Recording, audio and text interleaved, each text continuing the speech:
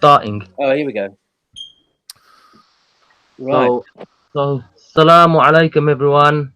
Walaikum Hey. assalam. So What's happening, brothers? The Revert gang. the Revert gang. The Yeah. English Revert gang. Shall we go through one by one, just introducing ourselves? Yes. Saying who we are. Yeah. Why not? I'll start off. My name's Paul, as you know.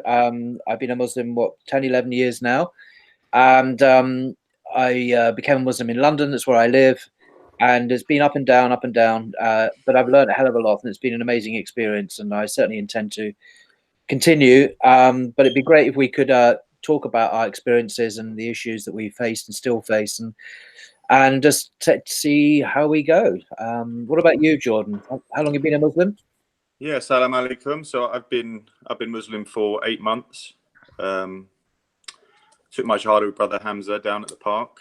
Looked into it via, if you don't know my story, via my niece. So my sister converted many years ago, and had a baby. I was very anti-Islam.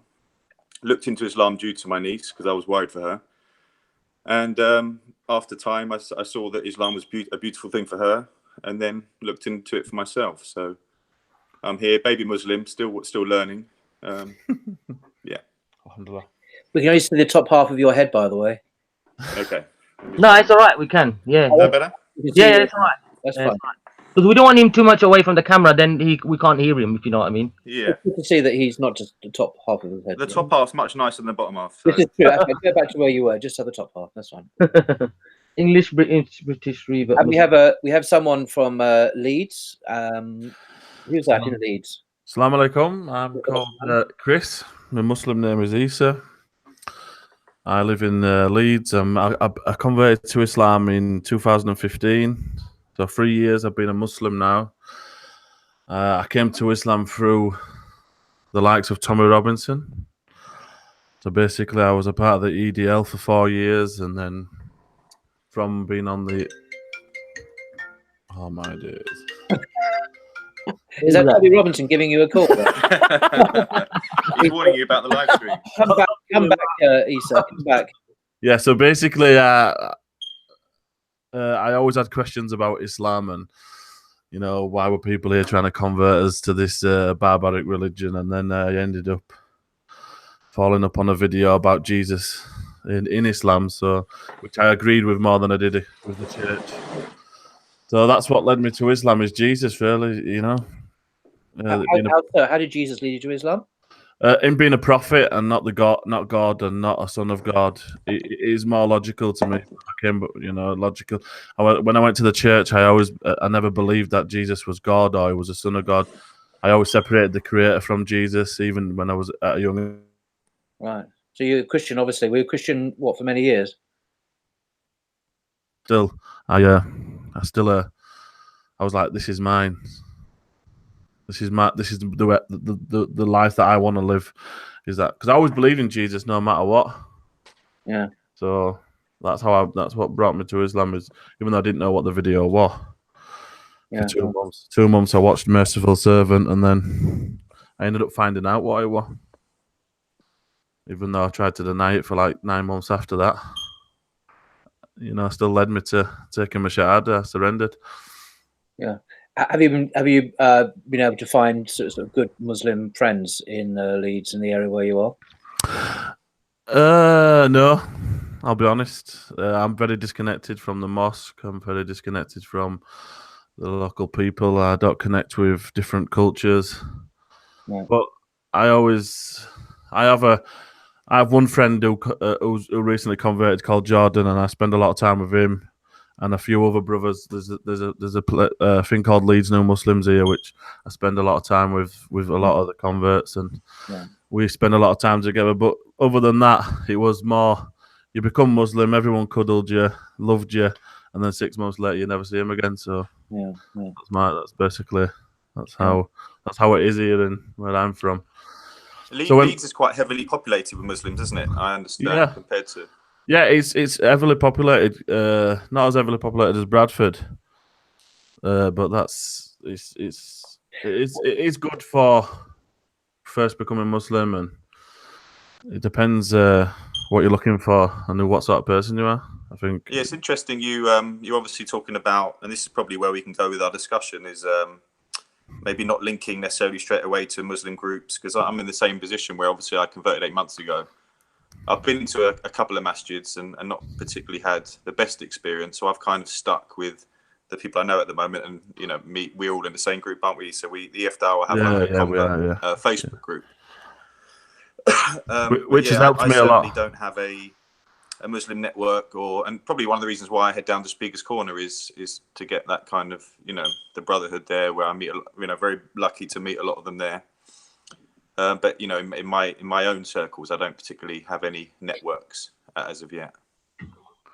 Yeah, I think one of the biggest struggles I had when I first become Muslim is when you're reading about the Prophet Sallallahu Alaihi Wasallam, and you're reading how good he was and how good managed, and then you expect to you get excited, and then you wake up on a morning, you're like, I'm going to go to the mosque today, I'm going to meet people like the Prophet Sallallahu Alaihi Wasallam, and then you come out of the mosque and you're like, you never found. Maybe I was expecting too much, but you never found any essence of what you was looking for.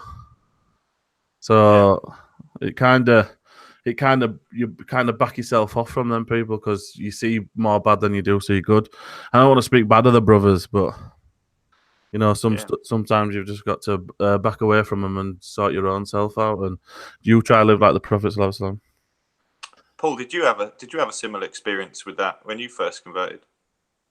Not really. And the thing is, I became a Muslim at Regent's Park Mosque here in central London, and that's quite a multicultural, multiracial setting. And I was lucky enough to meet up with particularly brothers associated with the Islamic Circle, which meets every Saturday afternoon. I was even there this afternoon. I gave a short talk there as well.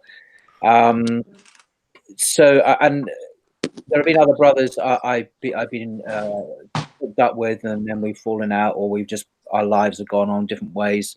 But for me, that's not been the issue. The issue has been more of cultural problems or issues to do with how I relate to people from a very different culture, and misunderstandings that have arisen even in the last year.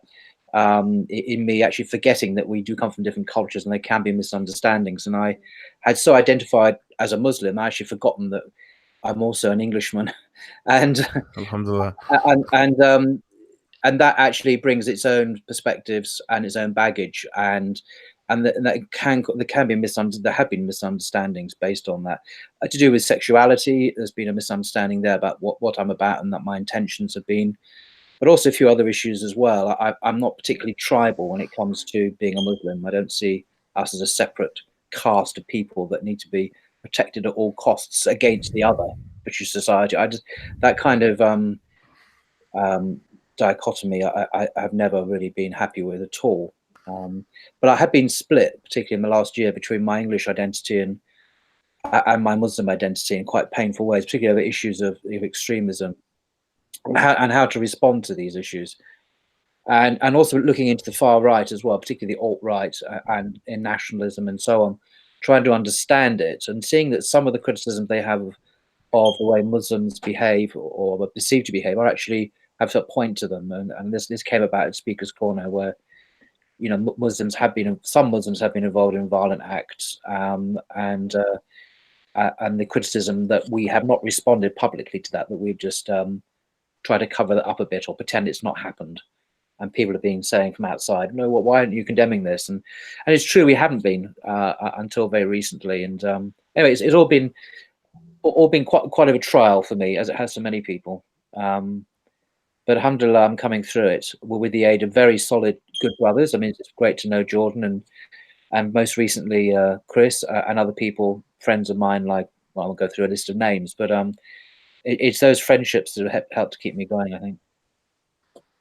Can I just say something on that point? Please. Yeah, go on. With the latest extremism thing at the park, how the brothers have treated you, Paul, it's not from Islam. Definitely not. I would never treat you like that. I think what you did was right, but in another sense, I wouldn't have done what you did myself, because we don't know the full story and the full context behind these people. Do if you know what I'm saying. Yeah. Yeah. So Yeah, everyone has that's their own ways, you know. Everyone has their own ways, and some people will do it in a different way, you know. So we're all not the same in it. So yeah, yeah, I'm just saying yeah, that's my personal perspective. It's not Paul's a different person to me. So basically, well, I'm not saying what Paul did was wrong. I'm just saying when Yeah. I watch these sort of videos, even when a few brothers went out and they did the same thing, I just thought to myself, is this a good idea? Is this a good idea to show the public? Could we have done it privately? You know, I thought we could have done things a bit more privately. You know, Islamically, stuff like that needs to be done privately, I'd say, from the Prophet Sallallahu Alaihi Wasallam. I think it came out. I think with Jordan as well. Jordan and I heard, we got a friend of ours, Anwar, who's rather educated on these matters, and normally you certainly wouldn't speak publicly about people's wrongdoing or sin, but there are a number of exceptions that are recognized by the scholars, the ulama, when it comes to there is actually a requirement to make things more public. And one of the examples certainly is that if people are involved in an ideology that promotes killing of innocent people, then we have a duty actually to speak out. It's not just that we can, but we must speak out. And not to do so makes one complicit in the evil, complicit in the sin. And that's a very strong thing to say. But I've spoken to Abdul Hakim Murad, who is a professor at Cambridge University, who I know. Tim Winter is an English revert like us. Yeah, it's Timothy Winter's from Newcastle. Yeah, and I went up to Cambridge a few weeks ago. He invited me up and we talked about this. And he made it clear that it's not that we should just condemn this. We have an obligation to speak out against these things. And if we don't, and we are able to speak out, and we don't, then we are in some way complicit in these sins. So it's not a question of, you know, do I feel like it or not? We have an obligation to. If we can. Obviously, if there are reasons why we can't, and they're good reasons, we don't. And not everyone can, but if we can speak out, then we should. And I can speak out. And I'm not saying any particular individual must speak out, but as a generality, we have an obligation to speak out against evil in our midst, regardless of who it is. The Quran says, you know, speak out for, you know, speak out against injustice, whether it be, even if it be your family and your kith and your kin who speak out against it. So the Quran itself obliges us to do that. I'm with you on that point. I'm with you on that point, 100%. And that's it, really. I know you are. It's just the feeling that I got is that, you know, some of the brothers there. One of the brothers, I'm not going to name him, but I think he's a bit misled. But really, deep down, if we spend a bit of time with him, we could bring him away and bring him to the fruits of Islam, rather than if we banish him, they might push him into more extreme views and more, you know, like things like he's only going to hate the Muslim community now, and then he might do something stupid along the line, and we're the ones who'll get blamed, even though we banished him. Does that make sense? It depends who you're talking about. I think I know you're talking about. I won't mention his name, but the people I've particularly spoken about publicly is not him. It's other chaps who are well-known, publicly known associates of Anjem Chowdhury and IS ideology. There's absolutely no doubt about that. There's a matter of public record, and there's evidence there online to see it. So these, there's no doubt about that in those cases. Yeah.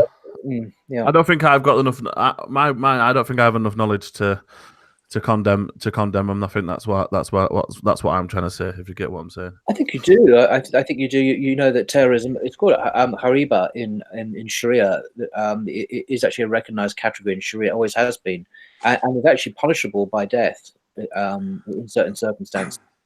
And it's there in the Quran. And if you spread that kind of violence in the land, then you can be. It's extremely serious crime and condemned in Sharia. Always has been. We call it terrorism today, but it has a different name. It's been well known down the centuries in the Sharia. And we mustn't be complicit in it by saying nothing or pretending it's not there or turning away from it or covering it over or saying, oh, these are our brothers, we mustn't speak about them publicly and all that. That's not really acceptable. And but not all of us are called to speak out. I'm not saying everyone should, but I'm saying those who can. And they have. I mean, Ali Dawah has spoken out. Alhamdulillah. Sheikh Mohammed Alhamdulillah. spoken out.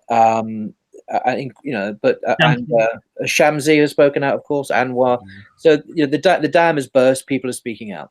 I think these are more knowledgeable than me, though, Paul. That's what I'm saying. So I think they've been spoken out about. I wouldn't need to come. You're right. If you don't have that, no, you're absolutely right, Chris. If you don't feel you have the knowledge to, you're absolutely right. I'm not in any way criticizing or questioning what you're saying at all. You're absolutely One thing I would like to say as well, add to this point, which is one thing I've recently realized is always get the both side of the story, verify information, and get both sides fully. Like not half information, not going by rumors, because Allah always says in it, make sure you verify information. So especially when a fasik and so someone like that comes to you with information, you need to verify it and everything like that. So that you need to see if the source is reliable and all that sort of thing. Because you know what it is, I've noticed as well, is like, you know, when someone says, for example, oh, I've got a backache, I'm not going to do something, say, what can I say badminton, for example, or backache. Some people who haven't experienced backache or tennis. huh? or tennis or whatever, but yeah, but I'm just saying, like, if those people who haven't had backaches or anything like that, like haven't been in those specific situations themselves, they won't really won't understand it properly. Now, recently I've been through something and I've realized that, you know what, any situation, anything that you see, you hear, or anything, you need to verify everything. You need to go to that person. It's like, imagine you someone comes and tells me something and says, oh, brother Jordan said this about you and done this about you, and imagine me getting upset with brother Jordan and not stop talking to him, avoiding him, and brother Jordan don't even know that I'm upset with him. Just imagine that. How does that make, it doesn't make sense, does it? That he doesn't even know I'm avoiding him, I'm not happy with him. I need to talk to him, I need to ask him, I need to verify things with him, you know. So it's always good to get both sides of the story and verify everything, and then, you know, you make a decision, you know. And yeah, that's, I just want to add that point, you know, rather than just jumping on the bandwagon and, you know what happened. Jordan, do you have anything to say, bro? You know, Is that me? Yeah. I think I mean, obviously I had a chat with Paul last time. I still kind of, I mean, I haven't spent a lot of time looking into the people into the part yet, because obviously I've still got other things to learn. Alhamdulillah. I feel, you know, no offense, but I do feel that saying people are complicit by maybe not doing it, whilst I get the argument that, you know, we obviously know the brothers at the park, and the idea that they are somehow complicit, I struggle with. I think for me as a revert, I think that the word extreme and stuff, and, you know, sort of going on to something else now, as a revert, obviously you hear all sorts of new opinions and things as you're going into Islam, and there's no doubt that there's certain aspects of Islam that would appear extreme to an English guy, and as a convert, you do sort of come over and you hear these, and it is quite, you know, I find it hard to distinguish at the moment what is extreme. And I mean, obviously, I'm not saying that the people at the park currently aren't. I do feel like Speaker's Corner is a place where you should be able to say what you want, but obviously, if they are associated with people that are obviously killing innocent people, then I think they should just be, you know, put in prison. And I don't really know why they're there. But yeah, like I said, I think going back to the point about what is extreme. Do you get my point about that, Issa? About as a new person taking on Islam, obviously there's a lot of beauty in Islam, and there are things that may appear extreme initially, but once you understand the wisdom behind it. Well, yeah, because I thought praying was extreme before I become Muslim. Yeah. You get what I mean? So people have to see. You see, man. Every walk of life, people get their views from that walk of life. I got my views from. Unfortunately, I got them from the EDL. So I thought wearing a jubba was extreme. I thought having a beard, you was a terrorist. I thought, you know, this is only my own fault though, because I never read anything. I'd rather listen to the person outside of me. That's where I got my views from. Did you go through that stage of wearing all that stuff? I certainly did at start, yeah. Alhamdulillah, I did it. The first year, no one ever seen me without jubba on. But after when you start to realize and you start to read more, you start to realize the Prophet ﷺ never he wore the clothes of everyone's culture where they went to. You start to think, why are these brothers telling me that I have to wear jubba? You know what I mean? So you kind of, when you start reading yourself, and you kind of start to build your own life in Islam. And that's and you can see, can't you, as a revert getting into it, you can see how, I don't always say revert or convert, I'm going to use convert. As a convert, you can see how you're like a kid in a candy shop and you take it all in, and you probably do almost. Some people probably do take on this Arab culture kind of. A lot of people do take this Arab culture on, but do you know what it is? Yeah, if you're doing it to please Allah Subhanahu wa Taala, then fair enough. But if you do it, that's all right. It don't bother me no more. But if me personally, I just stick to my. I'm an English guy. I do English things. I watch football. Is that an English thing? Yeah, of course it is. Not really global, no. That's it. I just keep a balance with my life. I live with my dad who's a non-Muslim, and you've got to live. As long as I'm living Islamically, we don't have alcohol in the house, we don't have bacon in the house, and we just live. Interestingly, you chose obviously not Arabic, an Islamic name.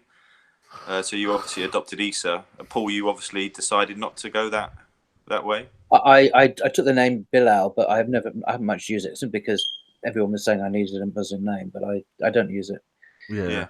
I at first everyone used Isa, but I get Chris a lot now, and it don't bother me because at first it was like a new identity. It got me away from my old life.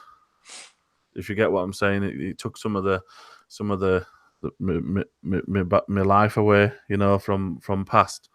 So then that's what. But now I'm comfortable of who I am. I'm comfortable of being a Muslim, and so it don't bother me. It's better dour anyway when you say I'm called Chris. Exactly. Yeah, I think it's all linked, isn't it? When you're still Chris, you're still dressed like an English geezer. You're still watching your football. You're still doing all because Islam was sent to mankind, wasn't it? It wasn't just sent to the Arabs. Obviously, originally it was, but it's not a. You can be English and be Muslim, and that's obviously. I think a lot of people find. I had to get my head around that before converting as well. I think even when I saw the beauty in Islam, I thought, well, it's not actually for me. That's for other people. And it took me a while. I think luckily, obviously, having Hamza, sort of meeting him originally, he's about as English geezer as you can get, other than the beard. So.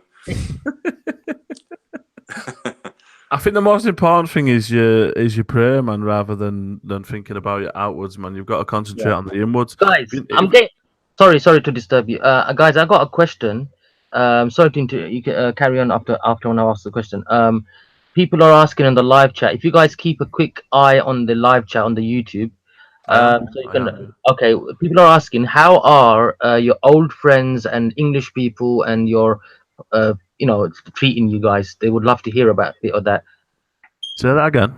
Your past friends, like before after you becoming Muslims, your English non-Muslim friends. You guys.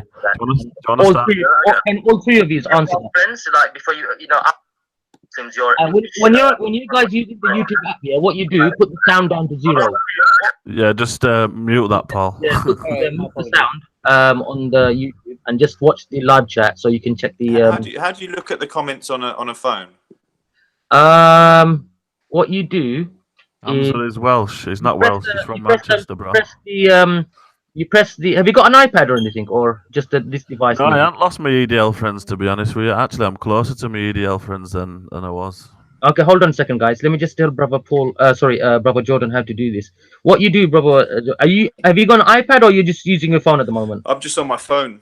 Okay, what you do? Yeah, what you do? You press the home button. Can you see the the iPhone middle, the home button? That's it. You press that. And you just get out of the app. I hope you don't cut out. I tell you what, yeah, one of the other brothers can watch the question. Bro, Jordan, you just leave the live. I've got the questions here. Yeah, because I'm worried that you're gonna get out. You're gonna, brother Jordan. If you press something, you might just drop out the call, and then. Yeah, I'll show you next time anyway. So that's amusing. So how do your EDL see you then? What is their view of you? So basically, one of my good friends, I'm not going to name him, who I went through the EDL with, he's still a supporter of Tommy Robinson, but me and him have a really good relationship. We go to places to eat, we talk a lot, you know. So the thing is, this thing with oh, now you're a Muslim, your EDL friends won't speak to you. It's a fallacy, because I'm more closer to my EDL friends. They're not even my EDL friends. They're just Tommy Robinson support. The people who agree with Tommy Robinson, and I'm more closer with them now because I make more of an effort now than I did before. Before it would just, if we're going to the pub together, if we're doing this together. Now I make a bit more of an effort. It's real, and they can see that it's real now. So they give me a lot of compliments. You know, they're always saying, "Oh, you're a better person now. You're a big change. You know, we want to be like you," and stuff like that. I've heard all sorts of things, but you know, it's the once you say Muslim, that's when people are like, what? And when you listen to Tommy Robinson, then you're gonna think when people say Muslim, that's what Islam is, you know. So that's why people struggle with this. Oh, you won't have any EDL friends, but of course, we're human beings. You know what I'm saying, Jordan? Yeah, we're human beings at the end of the day. You know what I mean? We still have hearts and we still have a conscience that, you know, even if we do support Tommy Robinson, we'll still speak to the, you know. I had two Pakistani friends when I was in the EDL, and I didn't realize they were Muslim because we used to go clubbing together. So,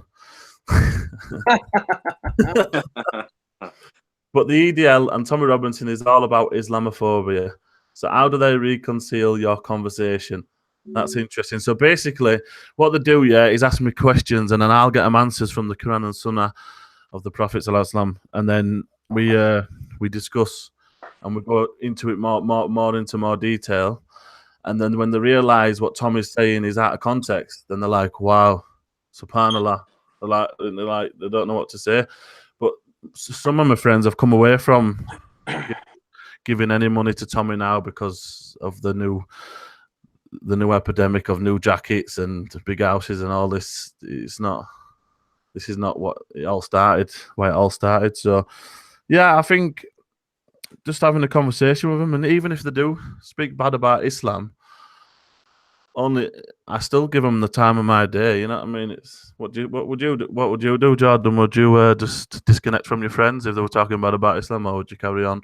Yeah, the thing is, because me and you used to believe the same as them, you know, I have some, you know, empathy and consideration for certain people are just, you know, full of hate, but you can understand why particularly English blokes have an issue with Islam, because they're fed in the media about grooming gangs, you know, and grooming gangs is a clear case where, you know, normal English blokes think that, or people are thinking that Muslim people are targeting their kids. And then obviously on top of that, you have terrorism and the media possibly linking it to mosques. And there's definitely, and, you know, I used to have the feeling myself that there's some issue with Islam. I agree. I'll be honest with you, I agree with some of the stuff that Thomas says. And if you don't agree with some of the stuff that Thomas says, you need to question yourself. Only thing that I don't agree with is his agenda. He's only doing it against Islam and Muslims. Like, Muslims only do these bad things. In every community, in my community when I was younger, man, there were bad things that happened. You know, there's good and bad in every community. And that's one thing that you have to look at, and you have to like look at yourself rather than looking at other people. Are you doing the right thing? Yeah, you know, you get what I mean. Brother, how's your younger brother doing? Someone asked. Is your brother still? Because he not too long ago embraced Islam. Is he still finding my brother? it? Yeah. Huh? My brother. Yeah, your brother. Yeah. My brother's. I took to it like duck with water. He's not took to it like I have. You know. Okay, so he's just like embraced it, but not really practicing. Yeah. Yeah. I know he's still young. I've took him to Jumar a few times, and and I've asked him clearly. I said, "Do you believe, you know, in Ashhadu la ilaha illallah Muhammadan Rasulullah?" And he says, "Yes, he does." Okay, that's the main thing. Yeah. So his beliefs, but his practice is not 100%. Okay. Look, he's very young. I know that. So inshallah, may Allah guide him. Social norms around you and stuff like that can distract you from the. Yeah, well, we've seen, haven't we? So we've seen in our group, obviously, many people converting. Some people taken to it really quickly, and others, you know, because you have to give up so much. I mean, I personally didn't struggle with giving up things like alcohol and things like that. I got it straight away. But obviously, some people that may be in those kind of friendship circles, and you know, we know a couple, don't we, that just couldn't quite live the Islamic way of life, and we sort of lost them. So, and it's hard to know whether, and you know, we always often had this chat with Hamza, you know, whether as a revert, do you cut everything quickly, or do you baby steps in? You know, because things like, can you really take your shahada and then continue drinking, for instance? And these are the things that I think it's a very individual thing. I think personally, you probably do need to cut certain things straight away, because, you know, for instance, alcohol leads to other sins. But there's obviously certain things, for instance, like a relationship. You know, a convert may be in a relationship with a non-Muslim, and you know, you have to deal with that slowly, rather than just necessarily going straight away and cutting everything around you. It depends what sort of character you've got, because me personally, I cut everything out, didn't I? So me, when I took my shahada, I cut every single thing. I was addicted to cocaine for 7 years before that. Alcohol, I was drinking every other day. So basically, I cut all that straight out on the day I took my shahada. You know what I mean? So yeah, and you do struggle. You do struggle. You're like, you know, you're questioning, why can't you just have a little drink? Why can't you do this? But alhamdulillah, you know, I surrendered. You know, it took me a long time to take my shahada, because I never wanted to be a Muslim. Paul, if do you have anything you struggled to give up? Yeah, lots of things, but I think alcohol initially, but I haven't drunk for many years. But that was such a big break. But I haven't drunk for many years, as I say. See, I was a Christian before, a committed Christian before, so all the kind of usual sins that Muslims and Christians share, I'd given up. So, you know, in terms of sexuality and whatever, I'd already gone through that struggle as a Christian, actually. So I think it was what was the main things giving up? I think just giving up self-indulgence, the idea you just do your own thing, just really submitting to God. I think that was yes, a big thing for me. So yeah, I think that's what the shahada is, really, isn't it? It's over submitting to God. So. People are asking, why are people leaving Islam and why are people leaving Christianity? Well, why are people joining Christianity? Why are people joining Islam? That, you know, it's crazy what people asking it. Yeah, you know what's interesting in you know, obviously the three of us completely different, because I think people initially, particularly you hear not just far right, but even right wing people. I hear a lot of comments that a convert to Islam is generally someone who's hit rock bottom, who's come to, they've gone to prison, they're alcoholics, they've hit rock bottom in their life, and they've needed something, they've needed a brotherhood, they needed to join onto something. And whilst, to be honest, I can actually see why somebody in prison would reevaluate their life. Generally, and I think Abbas tells us, isn't it? Most converts are actually people of educated to degree level. Alhamdulillah. And many people are joining it for intellectual reasons. You know, there are many different ways of convert, and I think we've obviously all come through different ways. But I think there's definitely a perception that if you're a convert, particularly if you've got ginger hair, you're gonna get accused. Leave my ginger beard out of this. Would you guys leave my ginger beard? Call me whatever you want. Well, you know what's interesting about you, sir, is that you actually have brown hair on your head and a ginger beard. it's a big fashion MI5. Oh, sorry, I should have said that. MI5. Yeah.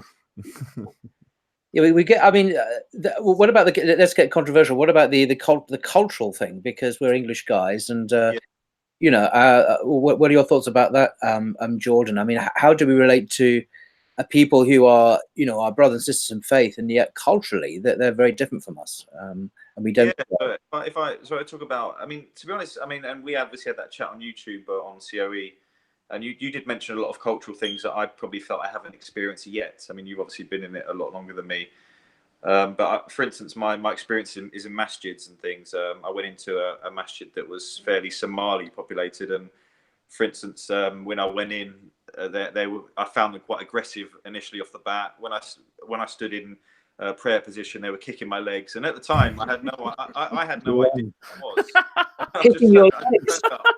I kicked the guy back, and I was, what's this guy doing? But I had no idea that obviously he was, Shaitan coming in the gaps, and no one explained that. Yeah, but he shouldn't be kicking you. No, I get what you mean. Apparently, that's what they do, and I don't know if anyone in the comment section will understand what I'm saying, but I literally went along, and this guy literally kicked. I like to kick the football, my leg into the, to make sure I was in the right position. Now, his intentions may have been good, but obviously it was not how us English people. I think I was for about a year. I was that guy kicking legs. Really? Because I got told that that what you've just said, Jordan. So I was worried. So every time I went into prayer, I was like putting my foot on other person's foot to stop the gap, and so yeah. that's what, but what's interesting culturally, and trying to, I think, because that's a real key point to chat today. Like Paul said, to chat about.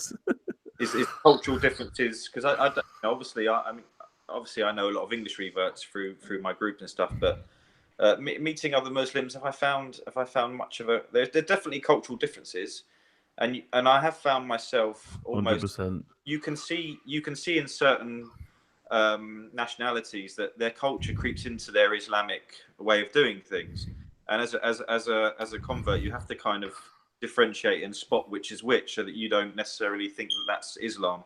Yeah, that's the dangerous part. I've definitely found that, Paul. I don't know if that answers what you were. Absolutely, but it's things like humor as well. I've had to learn to, because we can have a very dry sense of humor. Yes. Which where things are implied rather than stated, and I've said things before and the blank expressions on people's faces, and I'm thinking, oh dear. I think that's my struggle as well, like Paul, because I'd class myself as someone who likes to have a laugh and say some unusual things, but when you go and you can't express who you actually are, sometimes you feel like, I know exactly. And then it's the thing, when I'm back in English people's company, it's like a breath of fresh air. It's like I can suddenly have total communication. It's like going back into HD stereo. Suddenly. It's quick communication, where it's quite a bizarre experience. An interesting, and I hope you don't mind me bringing this up, Paul, but obviously it's homosexuality is something that obviously as an English guy, obviously regardless of my opinions on it, I've obviously grown up. I've had homosexual friends as a kid and things like that, and we're exposed to it more. Rather than say, I don't want to use example a Pakistani community, maybe where they culturally, that's not just an Islamic thing. If you go to Jamaica and you're homosexual, you're going to be in trouble. So you see because of that cultural hatred necessarily for homosexuals, a lot of the perception is that Islam hates it, and I'm not saying obviously Islam is completely against the act of it, and I'm making no bones about that, but obviously even just for instance, saying Sophia in the park, for instance, you notice a lot of the Asian Muslims really almost aggressively speaking to her, whereas I would imagine an English Muslim is probably, but they can still, in Islam, you're still supposed to respect, aren't you? And she's not following the Islamic way. No, you're right. I mean, we having grown up in an English culture as English people, you and I mean, there are certain ways that we speak about this subject and certain respect we have for certain, and that there's that whole way of speaking and behaving is not necessarily shared by people from other cultural backgrounds, but also what I have said has been misunderstood. I think sometimes deliberately, but more often than not, as being an attempt to change Islam. Because I've been open about my same-sex attraction, and the reason why I've been open, of course, is not because of some need to be exhibitionist, it's because I'm trying to teach. It's been a didactic thing. It's been almost a dawah, because I wanted to say to those extreme Muslims who hate homosexuals and just want to kill them on sight, and there are such people. They've spoken to me and told them they want to kill me on sight. That we are human beings. We like it or not, we are your uncles, aunties, brothers, children, even. We're not animals, we're human beings, and this is the trial that God has given us in life. This is our tribulation sometimes, that we must learn to live as that is pleasing to God within the boundaries set by God, as it clearly states in the Quran, but also to say to those in the wider society that people like me choose Islam and don't try and change it. We accept it as it is, and we're glad to do so because we recognise that it's a sure path to heaven, and it's the way that's pleasing to God. So that's why I was made more open. And I thought about this before. I was open about it quite systematically. I thought, well, why do I want to do this? For these reasons, to achieve this objective, because I don't have to, and I just choose to do so. But some people from certain backgrounds have misunderstood that, and perhaps inevitably, given what you've said, Jordan, that they think any public kind of affirmation of what we actually really are is seen as a challenge, is seen as some kind of terrible thing. But in England, it's not, and we're in danger of losing out completely here because society at large in Britain and in the West generally has now completely clamped down on any dissent on this issue. You've got to be pro-gay marriage. You've got to be pro all these things that the liberal consensus now said. And if you dissent from that, then you are problematic. You are a dissenter. You are somehow extremist, actually. Unless we speak out in our own little way, then we're going to be trampled down and forced to conform. And I know there's one imam at a famous London mosque. I won't mention where or who he is, but in that mosque they don't preach about homosexuality at all. Not because they don't believe what the Sharia says, but because they don't want to be cast as extremists. They don't want to be. None of their views are extreme. They're no different actually from what the Catholic Church teaches. Exactly the same. That it's a serious sin. You can repent of it. God, forgiveness and mercy is there. They want, exactly the same teaching.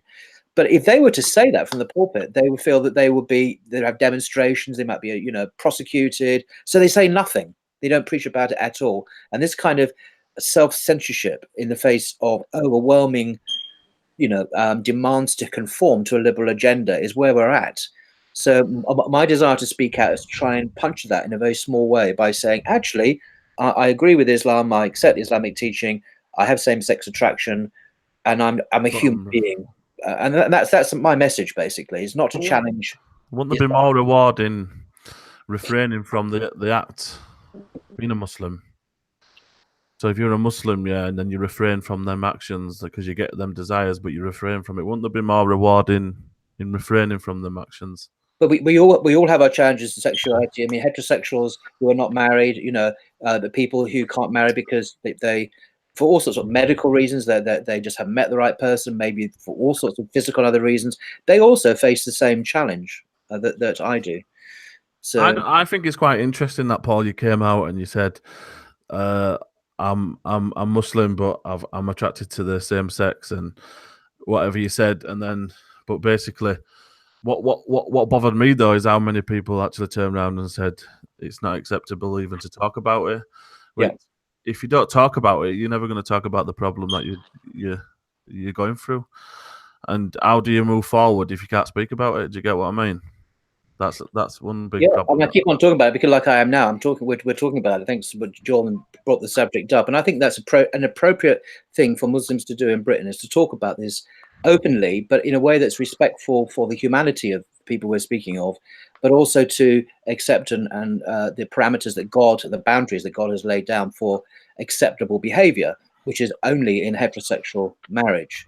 Which I completely accept, and I always have accepted. Even when I was a Christian, I thought that. So my views haven't changed at all, actually, from when I was a Christian to being a Muslim. I've always thought that. I think I'm gonna just reply to this guy who's saying homosexuality is a ram and all that, and basically we know that act is a ram, but when the feelings of that is not a ram. The feelings, if you've got them feelings, how can that possibly be a ram? People have got them feelings, and that's what we've got to live with, and we've got to get through that. I don't understand. It's a lot of people's problems, Paul, and because I'm only going what I've seen on videos and comments and things like that. Is one that obviously, and I get why, because you said it's for dawah purposes. So you've labelled yourself as a gay Muslim. Yeah. Obviously, it's kind of an oxymoron, isn't it? Yes, definitely an oxymoron. And also, if are we not supposed to hide our sins? So I'm playing devil's advocate on the other side. So for instance, if I was drinking alcohol, I shouldn't be down the park saying, "Well, I'm an alcoholic Muslim." For instance. That's a good point. and that's me talking Islamically, but obviously I understand you're doing it for dawah purposes and you're doing your. But I've seen a lot of those opinions coming your way. No, you're right. The term gay Muslim is an oxymoron. You're right. The term gay is not an Islamic term. It's not even halal particularly. I accept that. The reason is it the word homosexuality? No. The reason I've used it on occasions, I'm not using it now, you might notice, but the times I have used it is because that is the language of London. That's the language of our society. Yes. And if I start using some, slightly odd way of putting it, people are not going to quite get it. But it has a risk. One, it's not Islamic. I accept that. And two, people may misunderstand what I mean. But I do always explain what I mean by it when I use it.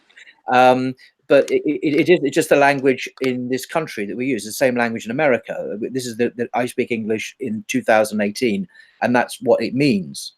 But it's not an Islamic term. I recognize that and I accept that. As to it being like alcoholism, I don't think it is. Because alcoholism is many people call it a disease. It's something that you can, you obviously stop drinking, but I'm talking about a sexual orientation here. It's different. And it's not necessarily to do with liwat, as the Arabic term has it, sodomy. It's not. It's much more is to do with same-sex attraction. Now, that in itself is not sinful. Believe it or not, it's simply not a sin. And I know I've checked this with scholars. The orientation, the desire is not a sin. The action is a sin. And I'm not confessing any sin when I talk about same-sex attraction. I'm not. It's just an attraction. That's it. An attraction is not a sin. It's the action that is. And the irony in this, I mean, you have to take my word for it. This is actually one area that I don't sin. I am a sinner, and I sin in lots of areas. But ironically, this is the one area I haven't sinned for a very, very long time. So the irony is, this is the sin that I'm associated with, and yet is actually something I've not done, or at least not for. So you've clarified that you want sinned, even though it's got nothing to do with us. But I mean, some of the comments I see over this situation, it's a lack of common sense rather than it is knowledge of Islam. Feel free to read any of the comments out, Issa. Even I can't see them, but even the troll ones, I'm always happy. Yeah, it will basically. We have one. The one guy here says, "Paul, we don't display our sins in public," but I've never mentioned a single sin. He's not mentioned a sin. That's why I'm saying common sense. A sin is an action, a behavior, and I have never said that I have committed a single sin once. And in fact, you don't know this, but God is my witness. I don't commit any of these sins actually. So it's just ironic that I'm associated with something that not only is not a sin, but I don't commit these sins anyway. Having attraction to other men is not a sin, Islam. It's not. It's not an action. So basically, the thing what we have a problem with in all communities is common sense. It's not. I'm from an uneducated background, but I still try to use my common sense at times. I think there's an excellent point, Chris. Common sense is severely lacking. I think that's one of the biggest problems we have at the park, and one of the biggest problems we have with our own brothers in Islam. What I like about you two dudes, actually, you both got buckets of common sense. There's a certain balance about you both. I feel I can have a normal conversation with you. That's because we live Islam, but we live our normal lives what we had before. It's easily done. I think people close the mind and close themselves up, become Muslim, and forget that in Islam you can be yourself, you can express yourself but you're in a better manner. If you get what I'm saying, it's all in a better manner. I do. There is a danger. I know this is going to sound slightly more gay rightsy. It's not meant to sound like that, but if you get any young gay, I'm going to use the language of our culture, yeah, any young gay guys that are brought up in London, say in a Bangladeshi family, whatever. And all they get is rejection and hatred. That's all they hear about it, and how disgusting and evil they are. They may never come out. They will quietly, probably, because they can. They may well leave the religion. They may simply move away. They'll go to university. They will leave the religion very quietly, and they'll go away, and they'll have a boyfriend or a relationship. And do you know what I mean? And because they're not going to. Can I interrupt you quick? I think there's a revert here. It's called Grateful Aunt. Asked that Syed, could you ask the brothers to tell us the name of the Revert group they're a part of? I'd love to start my journey in Islam. It's called there's someone called Grateful Aunt. I would recommend the first thing is to message Hamza. Hamza, on Facebook. So he's the admin guy, and he doesn't just allow anyone in. I think a brief chat with you first, and you will certainly be welcomed in and get to speak to all of us. And I mean, the group's amazing because we all have, we've all had our struggles and our questions in there, and we've all argued in there, and we're all obviously questioning morality and things like that. And it's a fantastic group to get your feet off the ground with Islam. Yeah. Saeed, can I just say something to one of the comments? There's a guy in the comment section who's asking to meet, who lives in next to Leeds, is a Muslim, and he wants to meet up with me. If you could pass my details to him if you know him. Who is that? It's called Mitub or something like that. So are you do you want to give your email out publicly, or no, just you've got me on Facebook, haven't you? Yeah. What's your Facebook detail? Just tell them, innit, so they can find you. Isa Chris Scallon. So if people add me on Isa Chris Scallon, then then I can meet up with him. Slowly say that, so they can ISA Chris Scallon. The brother wants to meet up with me. I'm okay to meet up with people. Inshallah, we'll speak. You guys are going Umrah soon, innit, brother Jordan? Inshallah. It's planned for January. Planned for end of January, inshallah. I've got an idea as well, with Munib Ahmed is called. I can give my email if you want. Give it out then if you want. Just say it out if you want to do it. No, just... Or just type it in the live chat, or just via Facebook, whatever you find it comfortable. If it's got you on Facebook, or if you've got Shahid, then Shahid, just send your details to Shahid and you send them to me privately. I'll get in touch with Robert. Just send it to me, everyone, on Facebook. I was gonna say about the Umrah thing. Someone gave me an idea that we should raise some money, GoFundMe thing, and take deep, not with you guys, but I'm taking with me deep to Abid. Abid, yeah. So yeah, I like that. It's going to be a humbling experience for him and might calm him down a bit. So I'm thinking, I might just do that.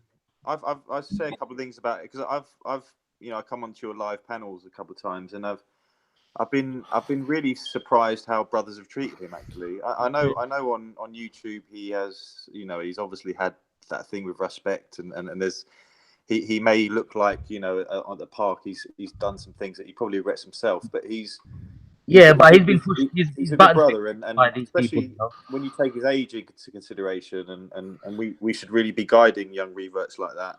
Grateful, obviously they need to be told when they're out of line. But I've seen a couple of people on your live streams almost try and belittle him on online and things, and it just seems a bit. I haven't experienced that as a revert yet, but I think that's something that shouldn't be done. And I know Shamsi has advised Abid, and from what I've seen of his behaviour in the last couple of weeks, he's got better. And I've met him a few times. I was there on the day he did his shahada, and he's an intelligent guy with a lot of passion. And I hope he finds his way.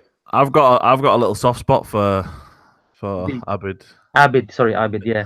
That's why I'm thinking, if I go Umrah with him, inshallah, I've got people there on the ground in Medina and in Mecca. Someone who works in the Prophet ﷺ's library, like deep in the library, and he knows, he can take you to different places like normal people can't, even group leaders. I actually phone him nearly every Friday, and what he does is he does FaceTime with me in front of I just give salam through FaceTime to our Prophet. So he does live FaceTimes from Medina. And so I've got people there, and plus, like I said, I've been even to in Badr, man. I've been all over twice in the same year I went, alhamdulillah. So I think with Abid, he just one guy's just said he's got too much aggression, Alex. It's not aggression. I think it's a bit hard to say that it's got aggression. It's passion and enthusiasm, and what happened was these sly evil people pushed his buttons, and you guys don't see the other side, innit? Of course, but still. Well, yeah, one thing I've noticed, these people who's been pushing their buttons, they hate each other, but when it comes against a Muslim, they will band together, and they'll drop all their beef, yeah, and they will attack the Muslim, like no matter what, like their best buddies, best of buddies. Like recent events have shown, like people like Steve and other people. I don't want to mention names other than Steve. Look at these people, like they hate each other, and they call each other racists and this and that, and then they drop their stuff and they start attacking me. Can you imagine why? Because I'm Muslim. Do you understand? So I was gonna say, yeah. I don't really get into these controversial. So. Yeah, it's a good idea about taking Abby to Umrah. Good idea. Yeah, Yeah, I'm gonna. That's I'm gonna inshallah. If I can afford it, bro, I would have paid for it myself. But let's see in it. Let's see. Inshallah, I spoke to the guy in Umrah, in Medina and in Makkah. I told him about the situation actually, and he said, "Yeah, come down. I'll make sure I'll keep my schedule free for you guys." So yeah, I'll take him to Badr. I'll take him, like, Badr is a bit of a tricky situation though, because what it is, you'll make that 5.5 hour journey, and then what happens is the security might just say sorry. They just pass you along. They'll just say go back. I don't know why at that time, like the security is very strong there for some reason. And there's a well. You know that well? There's a well there at Badr. That where the I'm sure. Hope I'm not getting that wrong. There's a well there, and not only that, there's a sand there, black line, where the angels came down or something like that. There's this dark bit there. It's all visible, though. You can see all of that. It's so amazing, when you go to Badr. But for some reason, the security, like, you make that 5.5 hour journey there, and then the security will say sorry. They'll just tell you to go back. It's crazy. I don't know why. Someone's just said that the arguments at the speaker's corner are quite childish and pathetic. Yeah, of course it is. It's disgusting. And my outtakers on that, yeah, is that sometimes I've watched videos and I haven't even gained a bit of knowledge. I've just watched two people talking nonsense. Yeah, I fell into this trap 2 weeks ago with Bob Builder.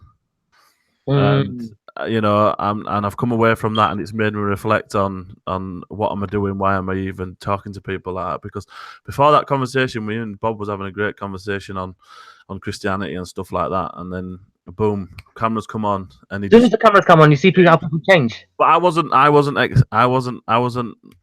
for that.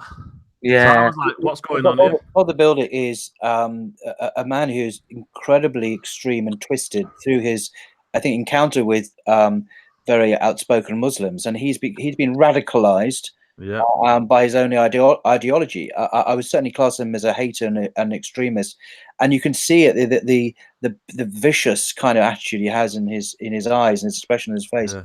And you can't have a normal human conversation with the guy anymore. He thinks the worst of Muslims. That we're all out to do evil things. I mean, he's turned into a bizarre parody almost of an extremist, and I agree, he's to be avoided. Even though I've had going back to I've had 3 of my Tommy Robinson friends ring me about the Bob conversation, complimenting me, saying, "How was you so calm? Yeah. How come you were so collective with him and stuff like that?" And even one of them come for a Quran recently to read it because they want to know where I get my humbleness from. See, that's the best dawah ever. Good character. But basically, I was quite disappointed with the conversation with Bob, because I only wanted to go and ask him a question: is why do you teach Islam and not Christianity? I want to know about Christianity, what you think Christianity is. I don't want to know about what you think Islam is. And it turned into this Islam against Christianity, which I'm not at the part to go against Christianity, because I'm not one of them people who goes there and says Christian this, Christian that. I'm just there to learn or to talk about Islam, and that's it. Yeah. So it got misfinged. Once that camera came on, it's an absolute farce. And I've watched it just to see where I need to change, and it's one of the reasons I won't be back at Speaker's Corner for another few months, because I'm going to have to get my head down and start reading a bit more. That's good. That's the thing. You need to seek knowledge, even though I thought I would be able to, but it's not even about the knowledge of Islam and Christianity. It's about his experience of doing that. his experience of doing what he did was you can't really do out because he's talking over you. He's saying things out of the Quran quickly. You know, he's doing things quickly, and you're like, you can't even think. You know, before Yeah. and then he moves on to the next point, and you're like, what's going on here? It's a show. It's a show because what they think is if you talk loud and dominant, and it's like, oh, they won the argument. It's just a whole show. It doesn't help though when you've got Muslims outside of you butting in all the time. That's true. That's another thing I've noticed. I've been guilty of that. And I'm going to try to, like I said, recent events has woken something inside me actually, and it's all a lesson. It's all a learning curve. And like I said, I'm going to try to refrain from that because now what happens is, before when I used to have discussions with people behind the camera, it was just private, and now what happens is, any little discussion that I have, the camera starts coming on me as well. And people start thinking that I'm trying to debate and stuff. I'm just having a conversation with someone. It's no debates, and then you fall into a debate somehow, you know. And when people who with knowledge that start giving that dawah and stuff, I'm not going to try to like butt in or start, because you can interrupt a flow and make someone forget. And yeah, I know what you mean exactly when you say about that. I think with me at that time, I didn't go there with the intention of having a big massive debate about Christianity. All I did was actually I didn't even go to speak to Bob at that time. I wanted to speak to Bob, but I was actually speaking to another brother, and he came to me and he said that, oh, you must be a Muslim with the beard. So he assumed that was a Muslim, and then we had a good conversation, and then boom, content over everything. Put the video on, and then boom, I come. The next thing, I'm looking around thinking, what's he doing? And I was getting really angry, so I had to walk away from the situation. Do you get what I mean? Quick question. Yo, Mega True Talk, I'd recently unblocked you, yeah? I don't know, have you converted or one Muslim persons to Christianity? You always seem to do this. Look at him in the comment section. He goes, Quran 29:46. You know what? The Quran goes against you guys. It doesn't back you guys up. How can you use the Quran to like turn Muslims away from Islam? Are you crazy? This is not the Bible, bro, guys. Quran doesn't back you guys up. It doesn't help you. Quran refutes you. You refute.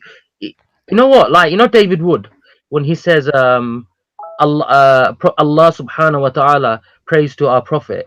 Do you know how embarrassing that is? They sound, and how I think to myself, is this guy, all this time I thought he was some major scholar in Islam and this, that, the other. But when he came up with that argument and he's still going for it, I thought, you know what? I've lost every single respect for you. I'll treat you like people like Godwin and people who can't Hatun and that. Because these lot I've noticed, yeah, they go by the same arguments. And you know that crazy nut guy that on the internet. That's the question, Nathaniel. Huh? Sorry? I'm just speaking to one of the guys in the comment section. Sorry. Okay, sorry. Yeah, yeah. So what I was gonna say was, Christian Prince or whatever his name is. Yeah, they actually use his arguments, his nonsensical arguments, to refute Islam. And if only they knew how crazy and nut case they sound. It's like even someone like me can spot things, holes in their argument, so weak and nonsense. It's just crazy, man. It's laughable. So David Wood is like, already I had a low opinion of him, but then I thought maybe he's a big gun of theirs, but it's nothing. It's like the same arguments that Jay Smith, Hatun, Lizzie, and all of them come out with. It's just what they do is they seem to like it's like a broken record. It's like same record, like 1 month they'll start with that, and then they'll move on to the next one, then the next one, then they'll go back to that one again. Nowadays, that screeching voice could kill elephants. I think that's the problem with her, bless her, is her voice is a secret weapon, and it just is horrible. She's the perfect, anti. How could anyone be attracted to her religion with that voice and that manner she has? Yes, I understand what you're saying. I think for me, I'm not there to speak to the missionaries when I go to park. I'm not there to have an argument over what is Christianity the truth. Or I know for myself what the truth is, so I'm not going to look for truth. So when I go there, I'm not going to speak to Atun, Goodwin, let them get on with it. Do you know what I mean? That's what I'm like, that sort of person. I'm going there for I think there's some good things to go to the park. Unfortunately, half of the stuff that gets videoed though makes the park look very silly. Yeah. In my view, in my view of it.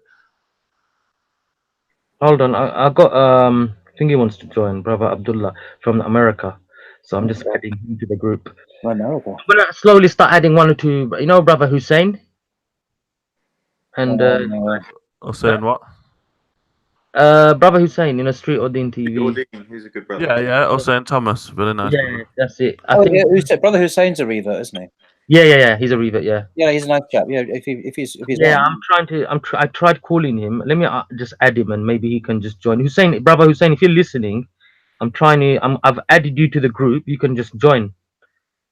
But brother Hussein, keep your answers and questions short and snappy, because me, he keeps on repeating so forth and so forth and so forth. I call him Mr. So forth.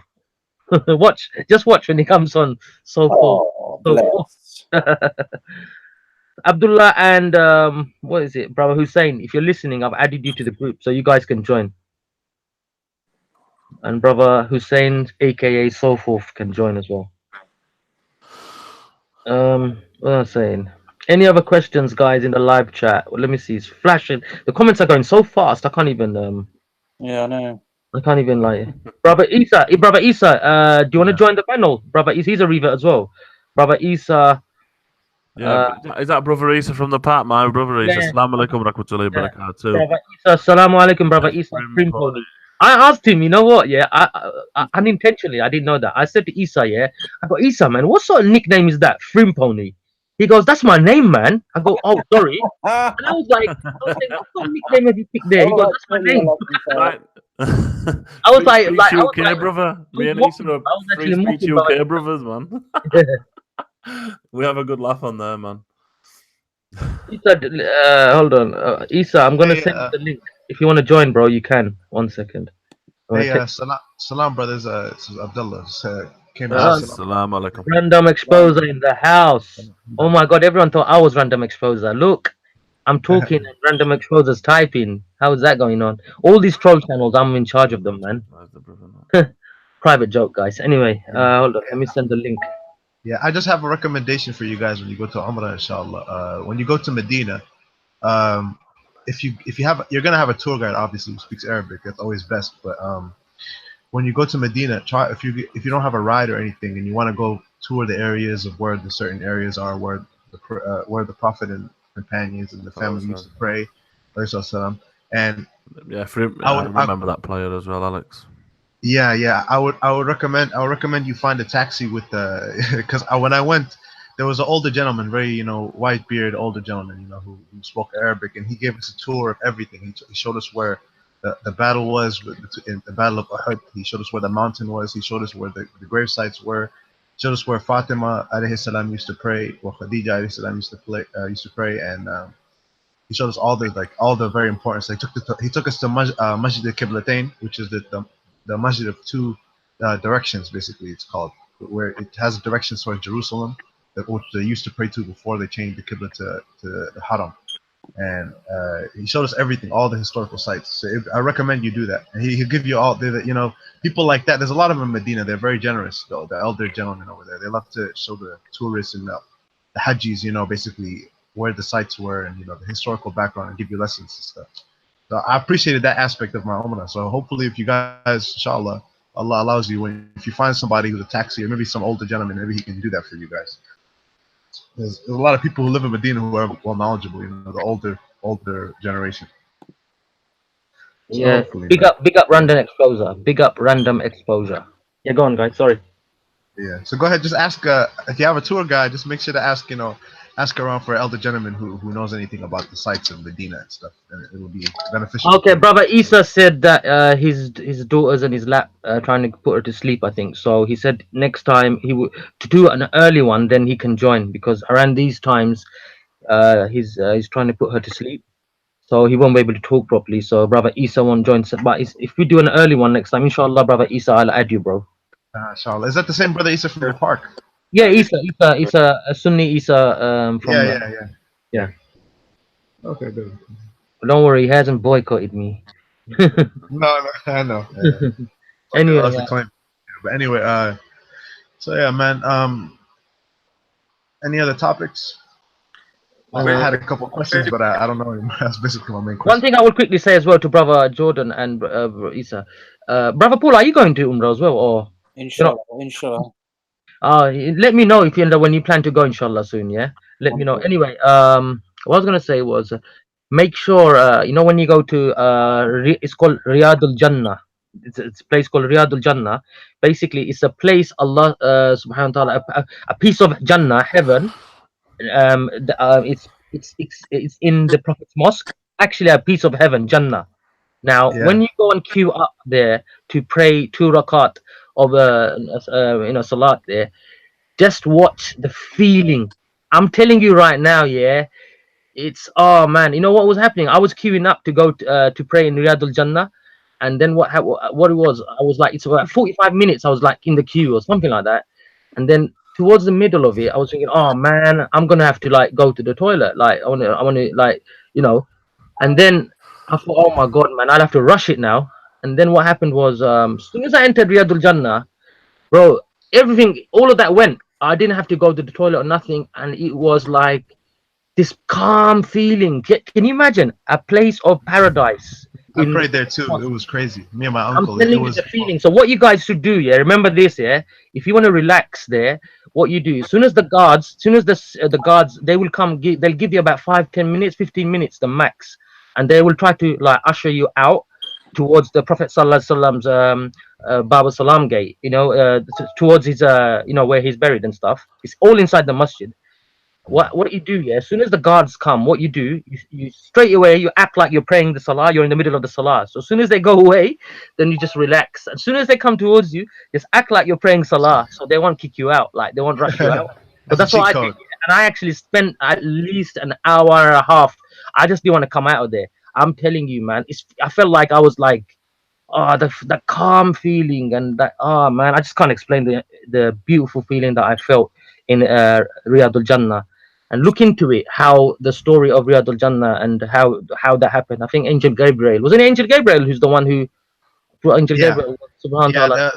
I believe it was Angel Gabriel. But what I know of is that the Prophet ﷺ said to them that this place where I was praying, this is a portion of a part of Jannah, and it's a part of the unseen. But I remember when I was praying there, I mean, it was crowded, but even then, like me and my uncle were crying, No. When I said, hold on, I need to clear out something. What I'm saying is not act like you're praying. You pray if you can pray 24, like 2 rakats after 2 rakats, do it. What I'm saying, just do another 2 rakats. Someone saying like, see how they twist your words, bro. What I meant was, yeah, if you security, what they do, they just let you pray 2 rakat of nawafil, and they will like want to like usher you out. But if you want to spend more time there, without I can't explain the feeling. I just didn't want to come out of there. I just wanted to stay. It's just tranquility. It's like when you. Yeah, I just didn't want to come out of there, and because when you're leaving the Kaaba, you feel like it's just the same feeling, but it's stronger. It's like, wow, man, like this. I don't want to leave this.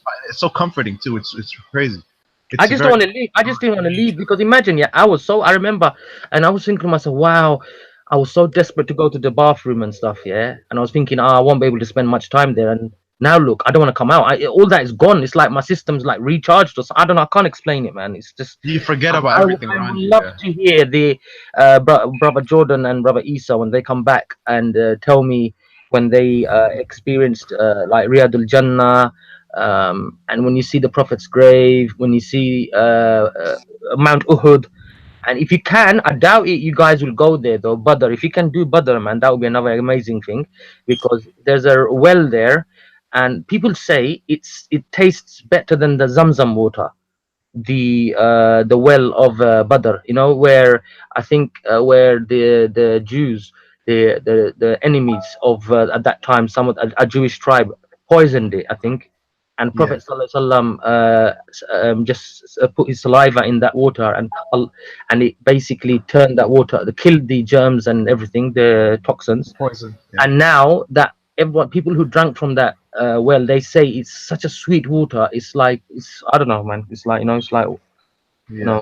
The wells of Badr. The wells of Badr is where actually the companions and the Prophet, where they used to do ablution and they used to drink from.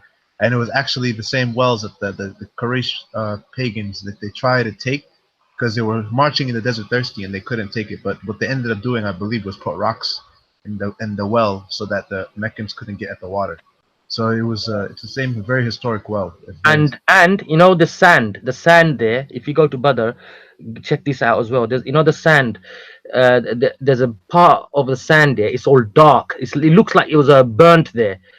That's where all the angels, I think, landed. You know, when they something like that. Just check it out. You know, it's like that's where that makes sense, because when the angels when Allah subhanahu wa ta'ala says in the Quran commanding the angels that strike the disbelievers with your from their fingertips. So the companions, they knew that the angels mark when they would walk amongst the dead bodies. They knew in the battlefield that whoever had his fingertip struck off, and it was like a burn mark, almost like a searing laser burn, almost you could call it, right?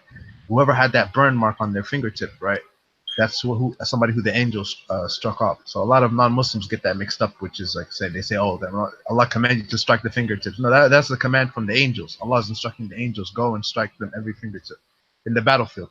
So the angels, Paul, is a good question for you there, mate. Yeah, so I just wanted to. There was a question that was mentioned twice. It says question for the Christian converts, meaning converts to Islam from Christianity.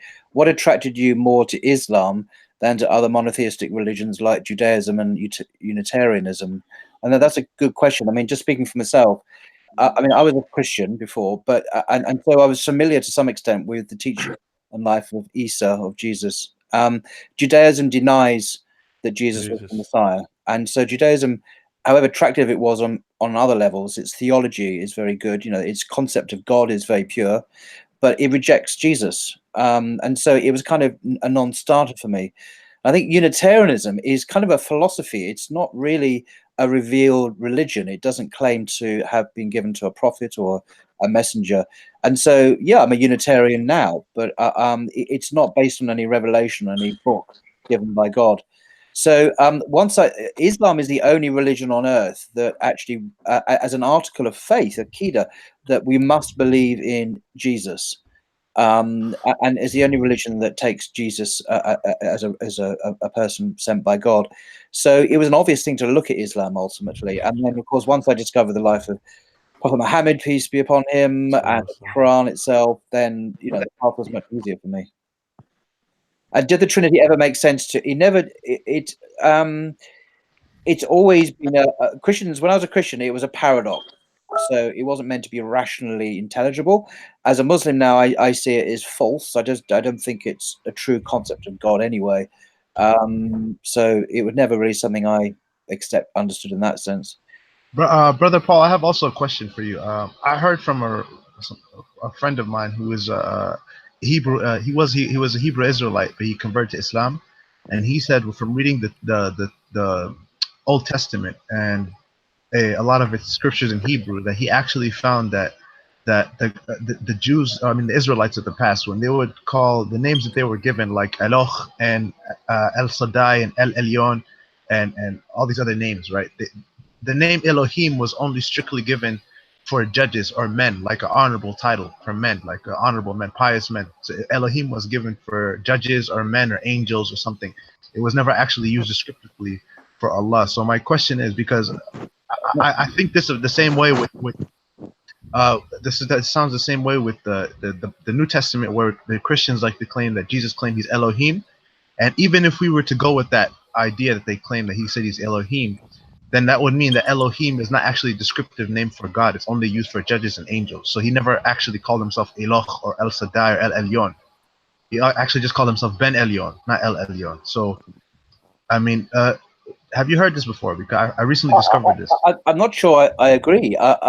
You're right. Elohim can and is used to describe judges, but it is also used to describe God. It's a very common name for God in the Jewish scriptures, as is Yahweh. Obviously, is only ever used of God. So it's used of mortal beings and of directly in the Psalms. God is often referred to as Elohim. Anyway, okay. You're saying anyway. Alaikum salam. Yeah. Are you dropping out? No. Hussein has joined the. Oh, okay. Assalamu alaikum. Assalamu Alaikum was saying. Yeah, because Brother Paul, because you might have a point, but from what I've seen, the use of Elohim was like for example, when Elohim is used for Satan and all the other characters in the Bible, I think it was more used for in the context of pious characters, or maybe even not pious, just for certain characters. So for judges and angels. So I mean, I don't know if that's an argument I would use, but I've never actually. For example, in Psalm 45, this is one of the bizarre things about the Jewish scriptures. This is a coronation. Sorry, it's a marriage psalm, and the king himself is addressed as Elohim in the Hebrew. So he's addressed as God, but it is used also for God in other contexts. It's really strange. Some people in the Bible are actually directly called God. And so in the New Testament, where John's Gospel, Thomas says, "My Lord and my God," it's not a strict proof that John is calling Jesus God in the sense of being Yahweh. He could be in the sense of an honorific title that doesn't mean that he's the God, the Most High God. But I mean, that's another discussion. But my argument came from, because in the Bible, in the Old Testament, it says that in a descriptive sense, I think might be in Numbers, Genesis. I might have to check it up again. But it says that they stopped. Speaking of the Israelites, that they stopped worshiping Eloh, which is what we would consider as God, as Allah, right? Eloh, and they started worshiping Elohim. So it's kind of rebuking them for. So either it's saying they worship the attribute of God as a separate deity, or it's saying that they played around with the names of God or something like this. So I want your opinion. This gets complicated because biblical scholarship in the last 100 years, 150 years, has seen that there are basically 3 or 4 sources that are used in the Torah. One of them is the priestly source, one of them is the Elohim source, one of the Yahweh source, another one is the Deuteronomist source. And this is to do with the way the names of God track throughout the different parts of the Old Testament. And you can see there are basically 4 documents, or 4 authors in a way, that are behind it. It's not written by Moses, as Christians traditionally think. And this is a really complicated subject, and the Old Testament we have it today is not the original Torah given to Moses. Obviously, it's a patchwork, composite work, probably created about 500 BC, when the Israelites returned from captivity in Babylon and they came back to Jerusalem, and then Ezra and others put together what we call the Old Testament now, and Genesis particularly. And it's a work of several different hands. Some of the material was very, very old. Some of it was created much more recently than that.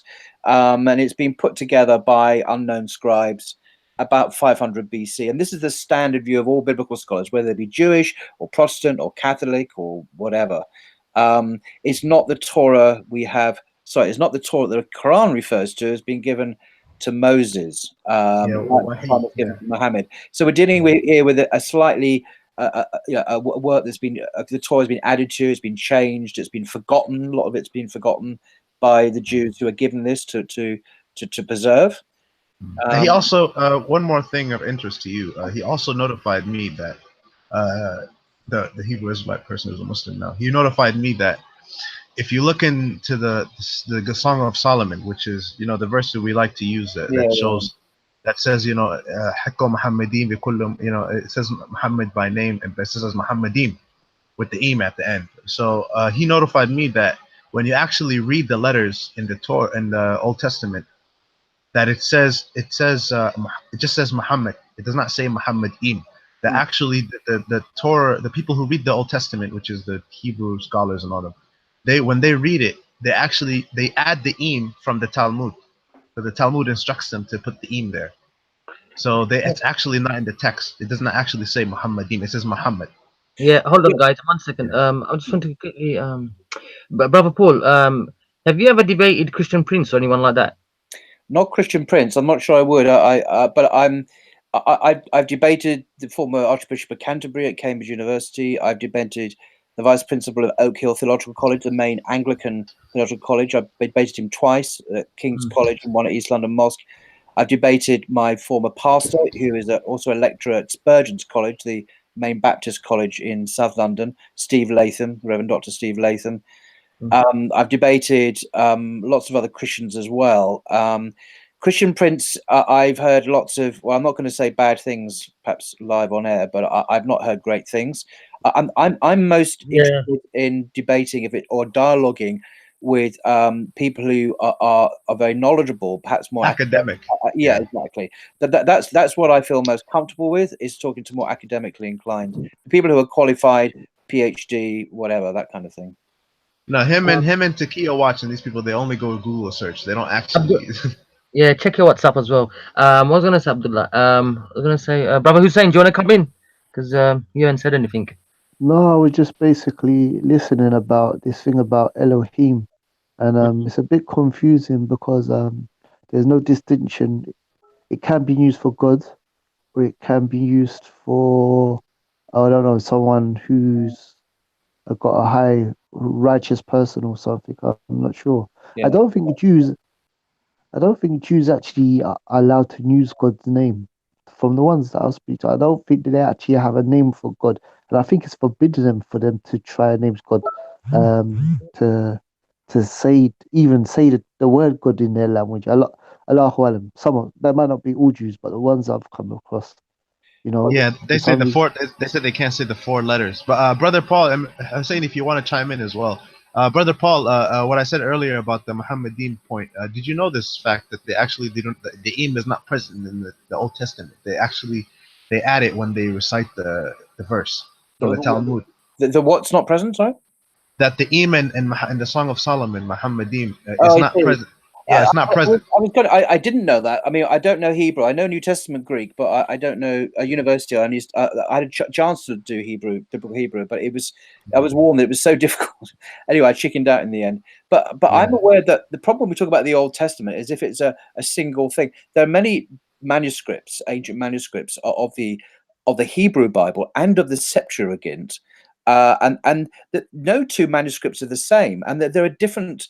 There's variants all over the place in the different manuscripts. And when we look at, say, a modern Bible like the NRSV that I've got as my favorite one, the New Revised Standard Version, that is a composite work. So the translators they will look at the Masoretic text, which is the standard medieval Hebrew text, but they'll also look at the Samaritan copies. They'll look at the Septuagint in its various different translations. They'll look at the Dead Sea Scrolls, which are our oldest extant manuscripts that we have of the Bible, and other things as well. And they choose and select the best, the most fitting, and what they think is the original reading. But it's not like they've just got a text that they translate from. That they have, it's very much a work of scholarship where they put together what they think the Old Testament was like. So when you make your point, it's a perfectly valid point. But we have to be aware that there are many, perhaps different manuscripts that say slightly different. Not like the Quran, where we have a very clear and reliable and authenticated tradition that goes right back to ultimately to the Prophet Muhammad, peace be upon him.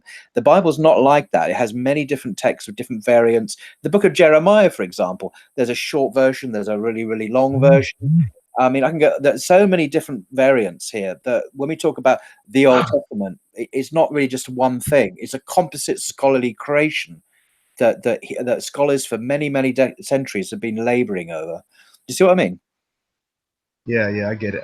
So do you think that that point I raised earlier about the Elohim and Eloh kind of point, if I told a Christian that, can you show me where that Jesus calls himself Eloh or El Shaddai or El Elyon, do you think that's a valid argument? Because even then, even if we agree, okay, maybe it was used for God, Elohim was used for a God, but we say, listen, it's a flexible term because it was used for judges and all these other characters. So if I told them, hey, if you could find me something more clear, like a verse saying that Jesus is Eloh or El Shaddai or El Elyon, would that be a good argument to use for them?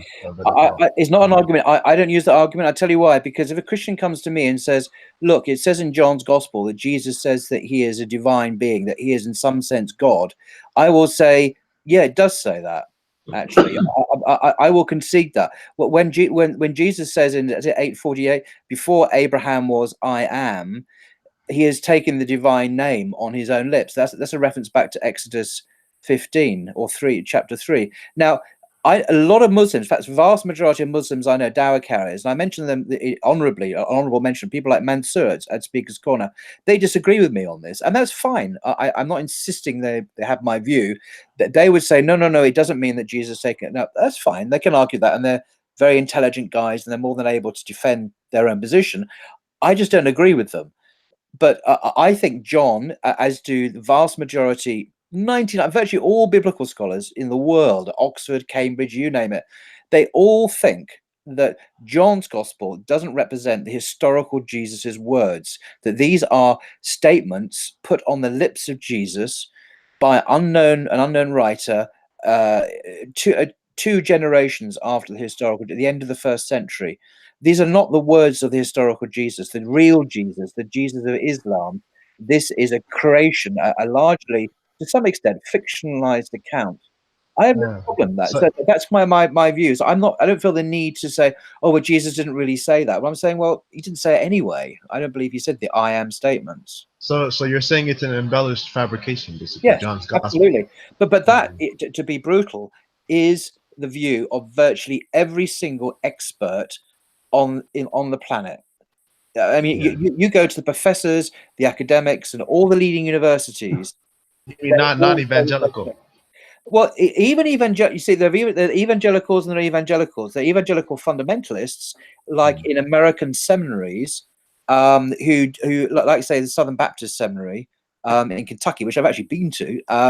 And yes, they have a very hard fundamentalist line. You're right, but outside of those fundamentalist enclaves in the States, in the mainstream universities, the Ivy Leagues, the Harvards, the Yales, whatever, Duke University, and others.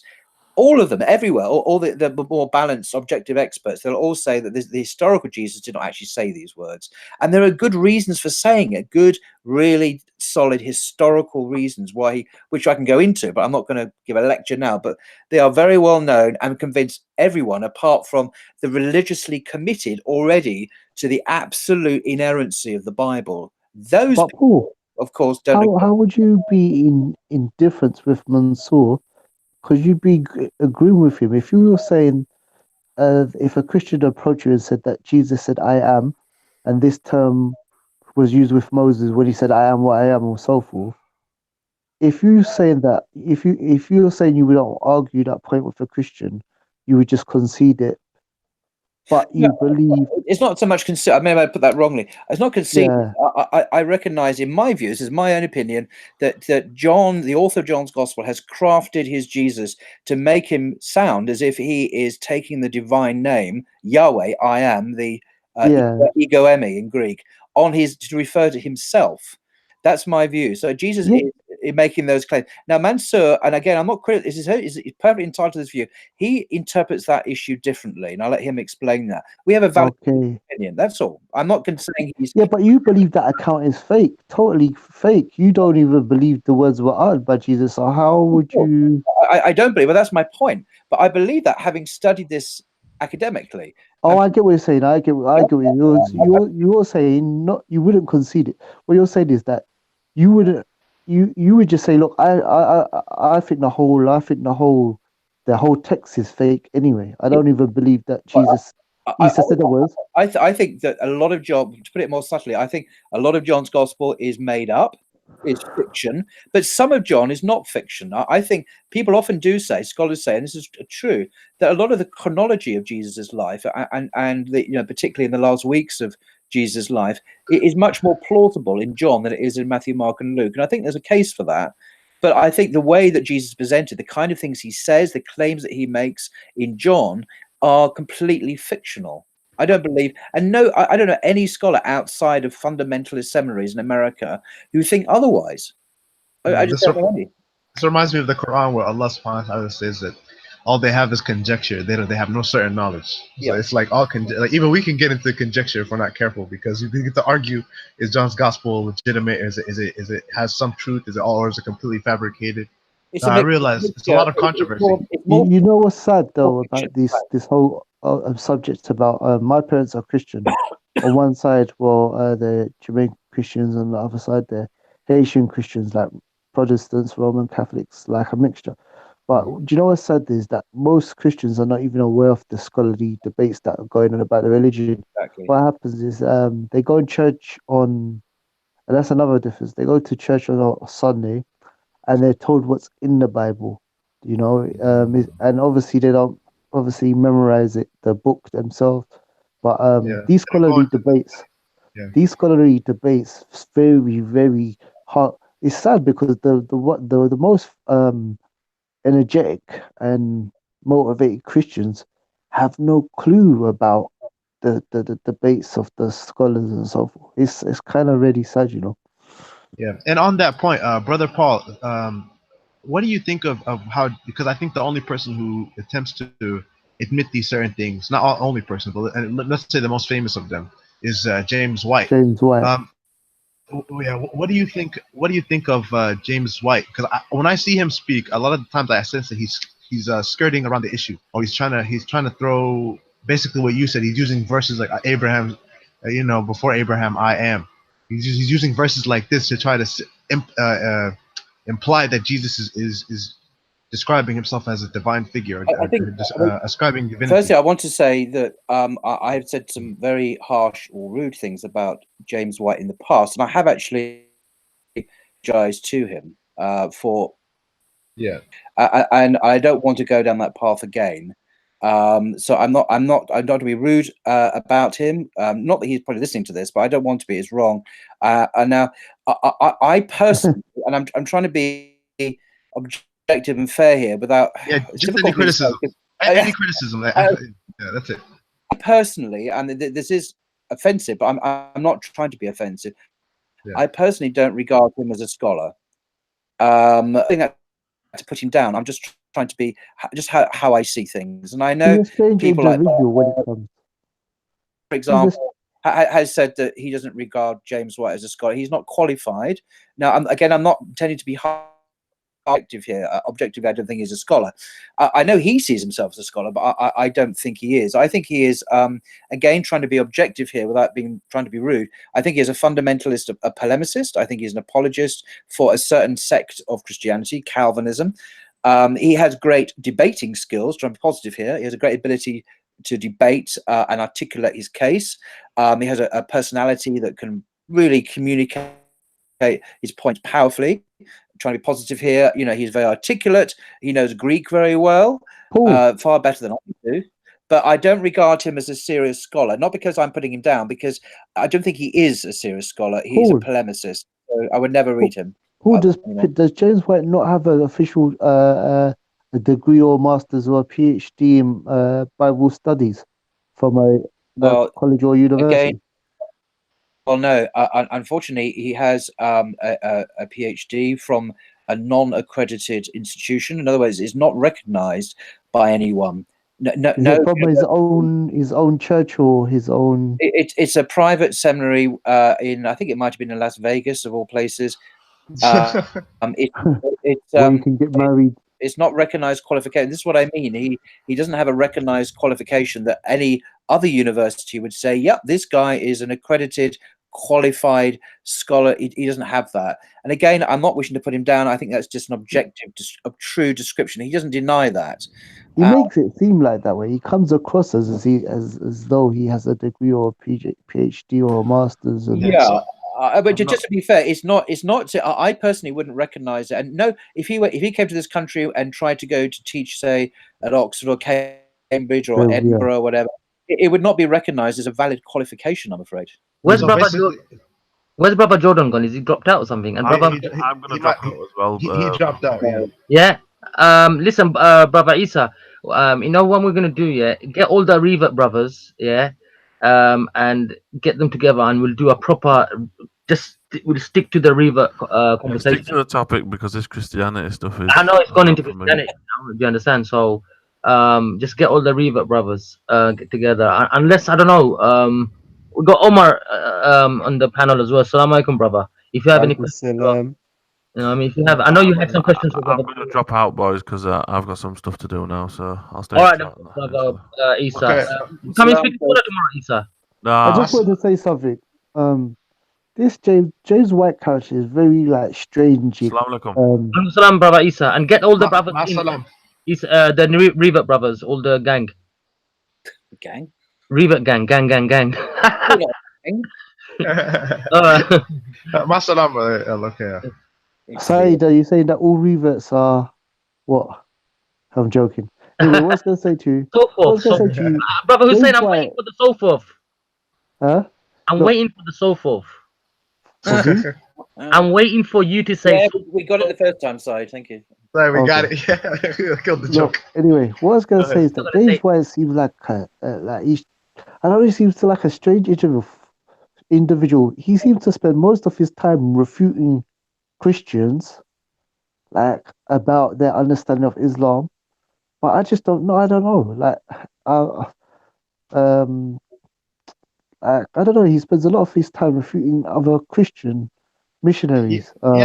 Yeah, brother Paul. On that point, it seems like James White. He has, and I see a lot of the Christians, like especially the ones in the park. They don't like his kind of methodology because he's an apologist who takes a different turn in that he criticizes many parts of the Bible and other what you call manuscripts, and he criticizes them very harshly. And he takes that, but he also likes to use that in a way to uphold his position in debate, because he says, "Oh, because the Bible is inerrant, it still doesn't take away from the message." And I know it's the same people that hate him or don't like his approach. They use the same argument that just because the Bible is corrupted, after a while they started using it. Just because the Bible is corrupted, it doesn't mean it changes the message. You get me? And they always go on that same wavelength. I think one thing that I don't like is not so much, again, it's not a criticism of James White, but about his theology, because he's a Calvinist. A Calvinist meaning that someone who his theology, a guy called John Calvin in the 16th century. Yeah. He was a reformer. Because see, the majority of Christian, he takfirs them. He's a takfiri, basically.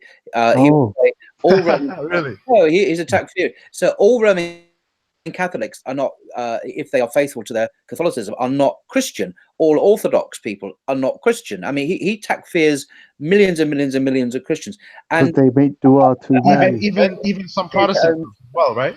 Huh? He even takfiri some Protestant groups as well, like Lutherans and. Yeah, absolutely right. No, he would takfir the Episcopalians. He would takfir the Methodist. Basically anyone who doesn't follow his particular spin or Calvinist theology is not a real Christian. Now, I personally think that's quite an ugly perspective, because Jesus, in my view, didn't preach Calvinism. Whatever Jesus was about, he was a Calvinist. He has to make takfir of himself. Really following Jesus. He's following a much later system of theology, which was created in the 16th century. And because he's also, bless him, James White is an American, he's a white American male. So there's an element of hubris there about, I know the truth and you must all agree with me. It creates this kind of combination. But yeah, we have that problem in America. So Paul, he makes takfir of them because they make dua to Mary. Yes, but he makes dua. I can't say I don't agree with him. I can't say that. Don't forget, dude, he makes dua to Jesus. Yeah, I know. So it's messed up anyway. He can throw stones, but they'll throw stones right back at him. Yeah. So that's crazy, man. So yeah, but do you think I mean, obviously he's not a scholar, but he likes to use his credentials as if he is one. He likes to keep mentioning that he knows Greek so much. He loves that. Know Greek. He does know some things very well. He knows Greek very well. I'm not. But he loves mentioning that. He's not. He dismisses people so easy. Like he goes, well, he doesn't know Greek. I mean, and he goes like, when I read the Greek of it, I can see what he's saying. And he says the problem with him is that the amount of time he says when somebody's trying to put someone down, he just brings out the Greek and throws them underneath the bus, and he says in this kind of passive aggressive way that, well, he doesn't really know Greek, so he has no clue what he's saying. And if you look at the Greek, he tries to make it look like you're dumb when you say. That's why I thought he had a PhD or a master's or this, that, stuff. But it's quite shocking to know he doesn't have anything. To be honest, what I'm saying is he doesn't have a recognized qualification that academics. He hasn't got anything. He's not certified. He's not certified. Although he wouldn't make that very, very clear. But he does know some things. He's an I would personally think he's an expert in some things, like Greek. His knowledge of Greek is very good. He's possibly an expert on manuscripts as well. But beyond that, I wouldn't say. Yeah, that's what he's got a thing in, because he's always talking about. But that's what it is. He has he most probably has a degree in reading Greek manuscripts and so forth. Yeah, but his problem is he reads these criticisms and he does not actually, he says some of them, but he does not actually come to a correct conclusion. Unfortunately, he still remains on his Christian belief thing. He's like he doesn't actually come to a conclusion like Brother Paul came to a conclusion. You get me? That's what I realized about him. The thing is, I used to think like him. I was a Calvinist when I was an evangelical, and so I have some familiarity with the way that people like him think. But I just wanted to stress this. Just my final comment about James White, if you like, is that he is a big fish in a very small goldfish bowl. And so he looks like, if you're looking at his world, you know, he swims around, and then who else is there? He's the great Jesuit. But in fact, Christianity and Christian scholarship is a vast ocean. And there are thousands and thousands of real scholars out there, and he's just this big fish in a very small pond. Just But he can have that perception. And all we see is this big fish in a small pond, and we don't look actually at the big ocean. And there are thousands of really big whale of scholars out there. I mean, historically, people like, you know, Thomas Aquinas, even contemporary scholars. I can reel off a list of contemporary theologians and scholars that we never seem to engage with, we never seem to mention. And these are real scholars, not well, I don't think James White is a scholar. So we have a distorted view, I think, of what's going on in the Christian world. But the reason why he could do guys, that, guys, Paul, 1 minute, guys. Brother Omar, do you have any questions for Brother Paul? Or anything, if you want to come in. Yeah. For Paul in particular, no, not really. Or anything you want to ask. Not for me.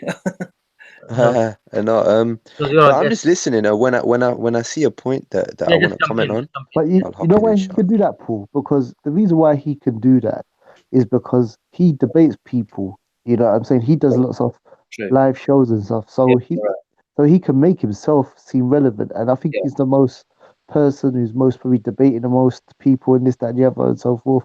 So the whole thing is, the actual scholars that are sitting down writing books and debating back and forth in, you know, behind the scenes and stuff. No one's going to see that, you know. That comes to my question. That's a good point, Hussein, because why is this guy so popular, and how come he's like the storyteller, popular guy on the streams and online and you know in media? But how come we don't see any of these scholars who have these points, which would? I think there's an answer to that, and it lies in the nature of the United States. In the US, as we know, there are literally millions and millions of evangelical Christians, and they helped elect the current president of the United States. Yeah, yes, and these people, in the main, do not follow real scholars. They follow people who reflect their own views, but in a more articulate way, and who advocate their theology. People like James White. And America is the global superpower, is the richest country on earth. And there are millions of these Christians. And they're going to find people who will speak for them, who will present their theology. Yeah. So basically, like you're saying, they're hiding the truth. Basically, they're actually covering. I'm saying that there are sociological reasons why people like him rise to the surface. He represents a huge constituency of hundreds of millions or tens of millions of evangelical Christians in the States, but he doesn't represent, in my view, the kind of mainstream Christian scholarly view at all. But he represents these average people, you know, who go to average churches in downtown Illinois or wherever it is. He represents them, and he speaks for them. He represents their theology. He doesn't represent, in my view, more educated mainstream Christian thought at all. In fact, on the contrary, he doesn't. So is it the case that they don't want certain powers that be? They don't want to promote this the scholars who actually will criticize more in depth and come to different conclusions? Of course not, bro. Of course, why would you? America has a huge problem with fundamentalism, fundamentalist religion, and even the biggest, the religious Taliban, the Christian Taliban in America are the evangelical fundamentalists, and people like White represent and articulate, they intellectually combat people who criticize this Christian Taliban constituency, and that's what he is. He's a kind of politico-fundamentalist polemicist. He's not a normal scholar at all. He's not qualified to be one. He isn't one. And I've noticed that they don't want to destabilize. They don't want to destabilize. Brother, imagine, okay, so I think it's my turn to hop in because I had the Taliban. But bro, one second, Omar. Go ahead. All right, okay. Bro, say they came out, Say they came out and they told people, look, we don't know who the authors of like Deuteronomy is. We don't know who wrote this, and Mark didn't actually write Mark, and John didn't write, John didn't actually write John, and Jesus never said. Like, if you actually come out and say that to the people and so forth, and there is errors in the Bible when we don't know where this big section came from. We're not talking about like little sections or little words or like some words in in the Bible, this, that. We're talking about like big fraction books, you know, and stuff. If you come out and tell that the emotional people that go to church and, you know, believe in Jesus, all this stuff, that the Bible, There'll be you actually have, riots. it's not authentic. This thing, Yeah. You hit like, the nail on the you know, head there, Hussein. You've hit the nail on the head. The problem is, in my view, traditional conservative Christianity was disproved, debunked about 200 years ago because of biblical scholarship, 150 years ago because of biblical scholarship. What happened was a rearguard reaction against that. Christians retrenched back and they said, well, we're going to reject it all. We're going to reject your scholarship, your historical study, your textual analysis, everything. We reject it and we're just going to believe it anyway. Christianity has been debunked. I'm sorry, it's just been debunked a long time ago by their scholars, by their own scholars. Exactly. Exactly. By their own That's the whole thing. That's crazy. That's like that's the thing. That's the thing. It's not coming from the Muslims. Forget Ahmed did that. But you know, people need faith, and that they you know they have a lot of Islam, and they retrench back and they put up the barriers and they attack the liberal biblical scholars, as they call them, and they don't want to know. So we're not dealing here with we're dealing here with a kind of psycho-religious defense mechanism. Just reject all the evidence. Propagandist kind of thing. Yeah, and that's my point. But bro, because can you imagine that? Can you imagine the scholars, the most knowledgeable? Hussein, 1 second, Hussein. Hussein, 1 second, bro. Yeah, so I need to go for a minute. Paul, are you gonna be on for a bit? Because I'm gonna come back. I want to speak to you, hopefully. About depends how long you're going to be, because it's a 20. Yeah, not too long. You're just not going any like within the next. I'll be on for a little while, but not all night. No worries. All right, cool. Brother Omar, we're gonna end the show around 1 o'clock, bro. I don't want to make it a too long one. Of course. Yeah, I just need to speak come back by then, yeah. Yeah, of course. We have another 40 minutes. We've got 40 minutes. No worries. All right, cool. Yeah, bro. But what I'm saying is that imagine your scholars are saying your scholars are saying this book, big book, parts of the books, like chapters, yeah, we don't know who the author is. It's like Ibn Baz and Sheikh Salah Al-Fawzan saying that. That's crazy. Yeah, it's like what's his name? The guy with the glasses who Ehrman. Yeah, it's like Bart Ehrman said, when you reach this version of events, yeah, he said, see, what we do is that we read them all mixed up together so they all sound the same. But when you take Mark, you take Matthew, you take Luke, and you so forth, and you read them separately all the way through, then that another one all the way through and all the way, you see these stories are totally different. Like the whole thing about he died about were there women at the grave? Was there anything in the grave? Was there like tomb rolled over by angels? Yeah, it goes on. Yeah, but so what is that?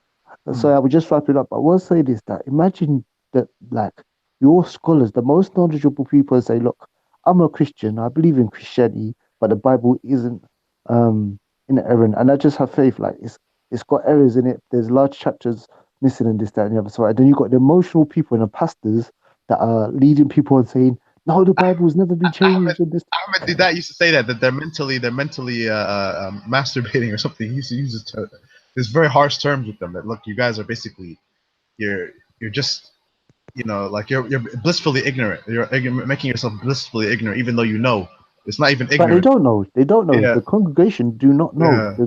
The pastors know because they studied. Some of them have studied and went through. You have one group that's blissfully ignorant, then you have other one that wants to remain ignorant.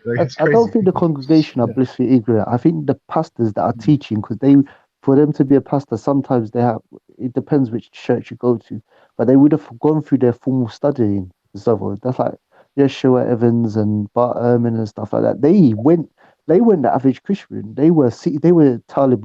They went and seeked knowledge, and that's what led them away from Christianity.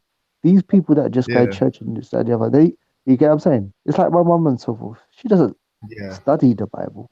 She goes to church on Sunday and gets told what's in there. You see what I'm saying? She doesn't know any Christians. If you ask to say to the vast majority, if you stop any Christian on the street, will go to church, any church on Sunday and will start as a Christian, name me one Christian scholar, just one. Most people most people, if you ask, stop the average Muslim to a scholar, they could it's not bad for most Muslims know the name Al-Albani, Bin Baz, and they know a few scholars, and so forth and that. Christians don't even know students of knowledge. They don't even. They just know speakers. They just the average Christian knows a pastor that's a speaker or this that. But if you ask about scholars, they never heard that term, ever. Yeah, and brother Paul, I had a question I was gonna ask.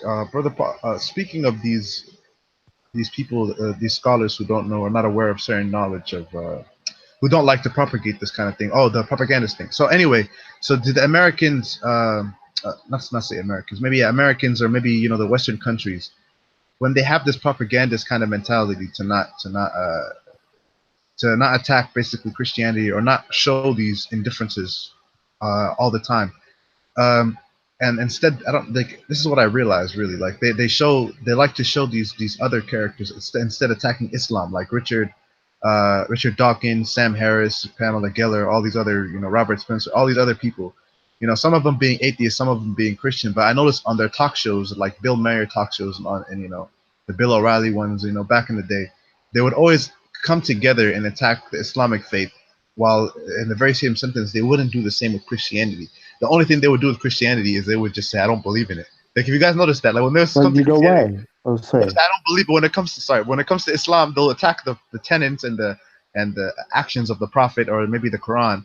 But they will never, when it comes to Christianity, they never attack actually the Bible, and they never actually pick out verses. All they do is they say, "Look, I don't believe in the Bible because that doesn't make sense. I don't believe it." That's it. Like, they don't actually attack it. Just put this into some kind of context. I mean, yeah, what you said there, but the West, meaning originally just Europe, but latterly the United States and Australia and so on, has for the last 1,400 years been hostile to Islam. This is not a new thing. It's not an American phenomenon. Right from the beginning, there has been this civilizational tension, sometimes conflict, sometimes uneasy peace. So this is just business as usual. There's nothing new. If you go back over the centuries, you'll see back to the medieval time before, you'll see Western thinkers and so on, often, peddling the most bizarre rubbish about Islam. So do you think they're trying to put up barriers from people accepting Islam, and they're also trying to destabilize the Muslim communities in the West? Because they'll never do the same thing to the Christian communities in the West. No, but that's what I'm saying, that they're just continuing. It's a tradition in the West. This is not a new thing. This has been the constant practice of the West for the last 1,400 years.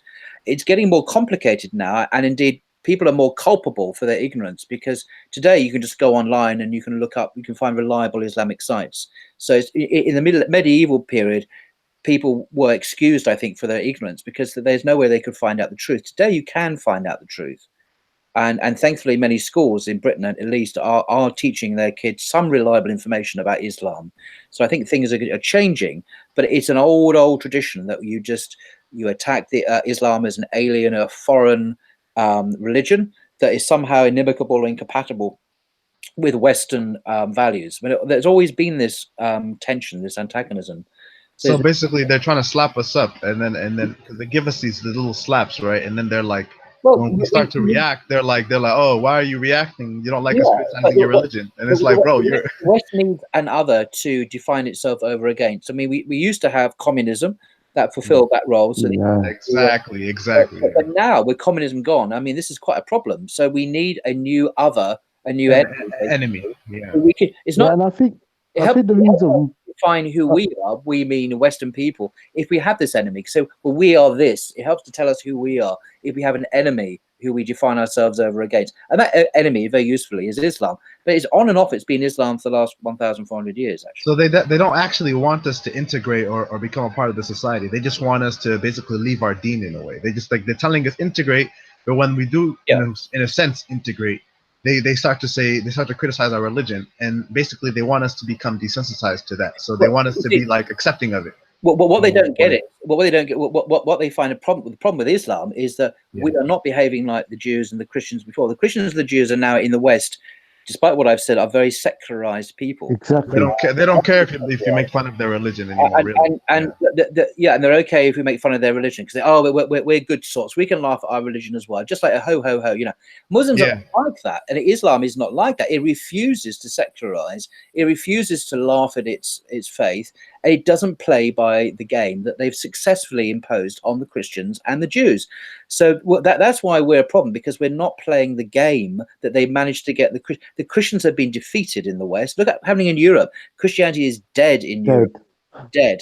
And it's going, in my view, is going the same way in the United States. If you look at the statistics, there's big decline now in church attendance and belief in God. In America, it's eventually, finally, going the same way as Europe.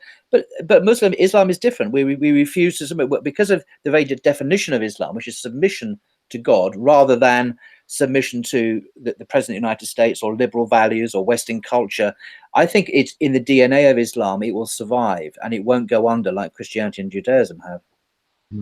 Yeah, I think the reason why they're like so adamant against Islam and so forth is because they don't get it. They don't understand in a country like the West, yeah, or Europe and stuff, that they're saying people know that Islam has a lot of rules. You can't smoke, you can't drink, you can't party. As a system.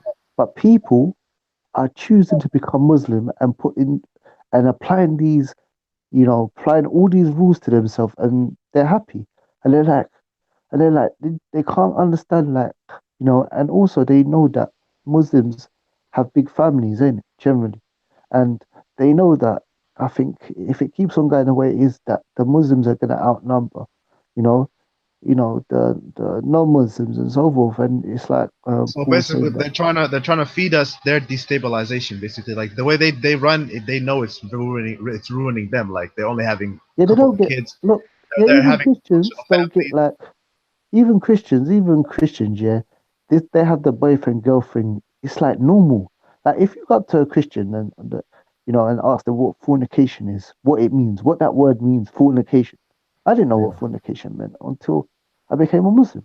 You ask these young teenagers and stuff, what does the word fornication mean? They have no clue. It's normal to do the boyfriend and girlfriend thing and stuff, and then get married in your 30s or this, that, and so forth. And so the whole thing is that I don't know if you take an atheist or a secular person, yeah, and you take a Christian and look at their lifestyles, it's basically the same. It's like, so brother Hussein and brother Paul, do you guys think that it has something to do with do you think this propagandist thing that they're doing to try and put barriers against people accepting Islam, do you think it has something to do with that? They know that a lot of people in the West are becoming Muslim and they don't want to ruin the status quo. They don't want to change their system of life. Basically, they want to keep their way and try to stop people from accepting their religion. So they put up all these barriers, like cursing the Prophet, criticizing him, making lies about him and all this other stuff, and about Muslims and stuff, and trying to say, hey, Muslims, you should do this and that, like the whole Dina Tokyo thing. Do you think that's do you think they're trying to do that they're trying to put this propagandist kind of what you call secularist kind of methodology into absolutely. Muslim households? We live in a capitalist world where everyone is a consumer, everyone is secular, and everyone is tolerant of so-called diversity, which means you can't impose your value. I mean, they want Muslims to become just like that, but one homogenous mass of global consumers, secular people. Yeah. Because it's good for business, it's good for people want to make money. It means that liberal capitalism and the West will be completely dominant on the planet. And who benefits from this? Well, the rich elites that rule us in Britain and America and Europe and elsewhere. And because we're Muslims, even by the very act of wearing hijab, let alone the niqab, is an act of defiance. You're dissenting from this. And that's why hijab is such an important symbol of not conforming to this totalitarian, imposition of orthodoxy, that we all must behave in a certain way. So Islam is subversive. It threatens global order, and I say that's a good thing. I mean, even if I was a Muslim, I would say it was a good thing, because who wants the Western liberal capitalist order to basically rule everywhere? I mean, I don't want that. When you said hijab, I thought you meant Muhammad hijab, because mashallah, he does deal with this kind of secularist kind of thing. But look, bro, they want you to be a secularist sheep. So even if you call yourself Christian, they don't care about Christianity, because you can call yourself Christian a million times. Your lifestyle, you're just basically a consumer, and you're just like you're automatically secular. We could use you for the fashion industry. We could use you for the smoking industry. We could use you for and so forth, and you'll buy into it. But now you have like a Muslim woman who wears hijab and this, that, and the other. Yeah. First Goes of all, against the status quo. Yeah. first of all, this whole thing about going out in a mini skirt in a freezing cold and just dressed like a sex object in the office and all this kind of stuff, it puts some monkeys in the rich. And also, a lot of the thing, like we don't look in the Islamic society, we don't see our mothers like in capitalism. The goal is, yeah, if you Capitalize. have both parents out working, Yeah. good. Yeah. If you have a mother at home, yeah, that's not good in capitalism because that's one less person Yep. earning money. That's But we don't in Islam we don't see a mother as a bum and a low life and a like and so forth. You know what I'm saying? We see her as the foundation of society. So the whole thing is that we have a religion teaching this that that it's more important for a mother for a woman to be a mother and look after their kids and raise their kids with good manners and exactly. knowledge and this, that, and the other, Yeah. rather than to leave your child with a childminder and go out, in a miniskirt in the office and look good for the lads in the office and, put through your face up with makeup and this, that, and the other, walk in high heels that hurt and all these products and L'Oreal because you're worth it. They're just like, we don't need this right now. We don't need, you know, this woman who has principles and is modest and stuff and don't go down to the pub and get drunk and don't go nightclubs and all this kind of stuff. You know what I'm saying and so forth. So it puts a monkey in the roach. And obviously the Muslim is supposed to party because they see him as like a nerd because look, you don't go to the pub. We make so much money off smoking. We make so much money off drinking. We make so much money off, like all these different things, and you don't do nothing. You're just a nerd that just prays and Yep. waste your money. And the same thing about mortgages. Muslims don't deal with mortgages, so the whole thing was like, And we don't like, go to pubs, so all the pubs are closing. yeah, Yeah. they're making pubs into Tesco's and stuff like that because so it's like they're just like this Islam is the only thing, that is a challenge to us. And you can call yourself a Buddhist as much as you want, Yeah. Christian, whatever. Your lifestyle still fits into this sheep. We follow what we say, but Islam is a whole different lifestyle. That's You very, know, Yeah. very well said, Hussein. Very well said. I agree with Yeah, everyone. and I have a funny note to add to that. I remember I went to my country in Sudan, and they have a problem with the American lifestyle, and this media and all this. So they asked me a question. One guy asked me a very funny. This is a lighter note, right? The guy asked me a very funny question. He said, "Why is it the Democrats have a symbol of a donkey as a representative, and how come the Republicans have the symbol of a mad elephant, right?" And it's like, because he's like, look, the Republicans on TV, they look like mad raging elephants because the elephant is the #1 killer in Africa, right? Because they stomp over everything and they run over everything. They're just raging red-eyed animals, right? And he said that represents the Republicans perfectly, the conservative, because all they do on TV is burn this, to get the Muslims, do that.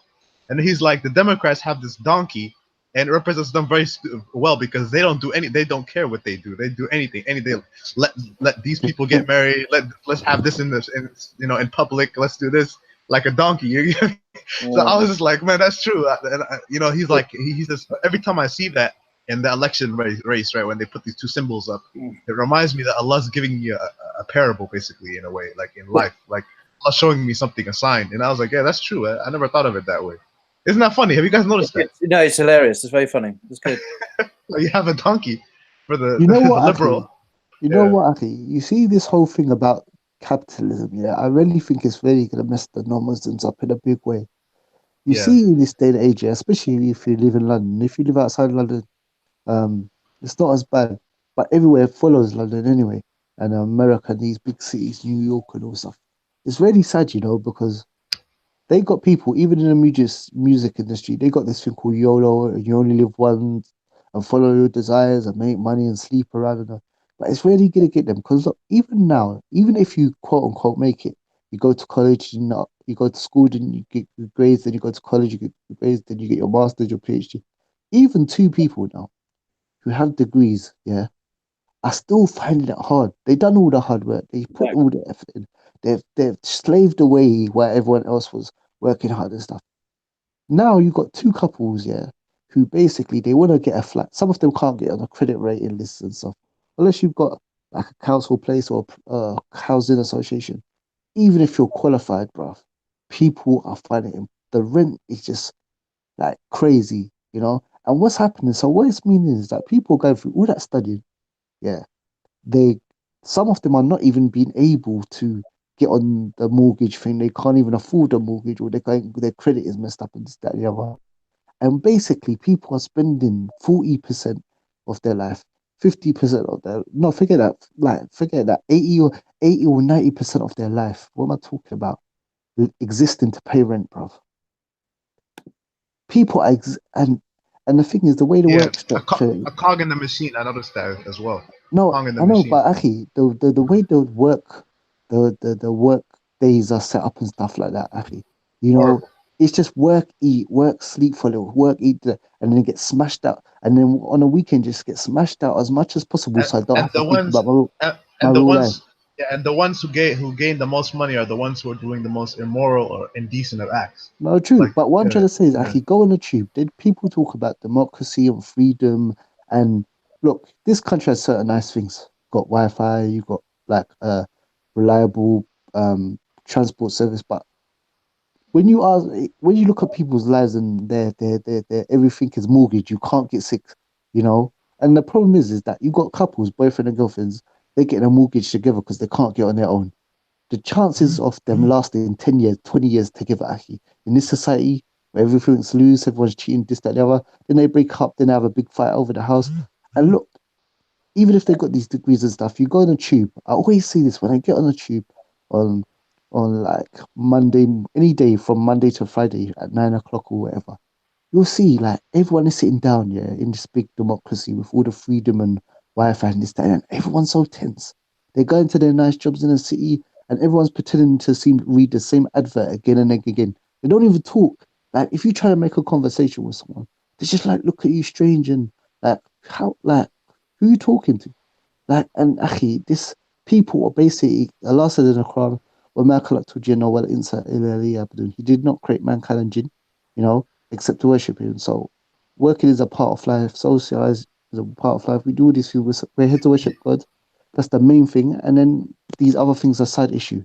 You become disconnected, from your neighbors and stuff. Yeah, but the main purpose of this life, actually, is just to work to pay rent, bruv. Exactly. You spend 90% of your thing paying off a mortgage, and if you die before you paid it off, they take back the house and give it to someone else.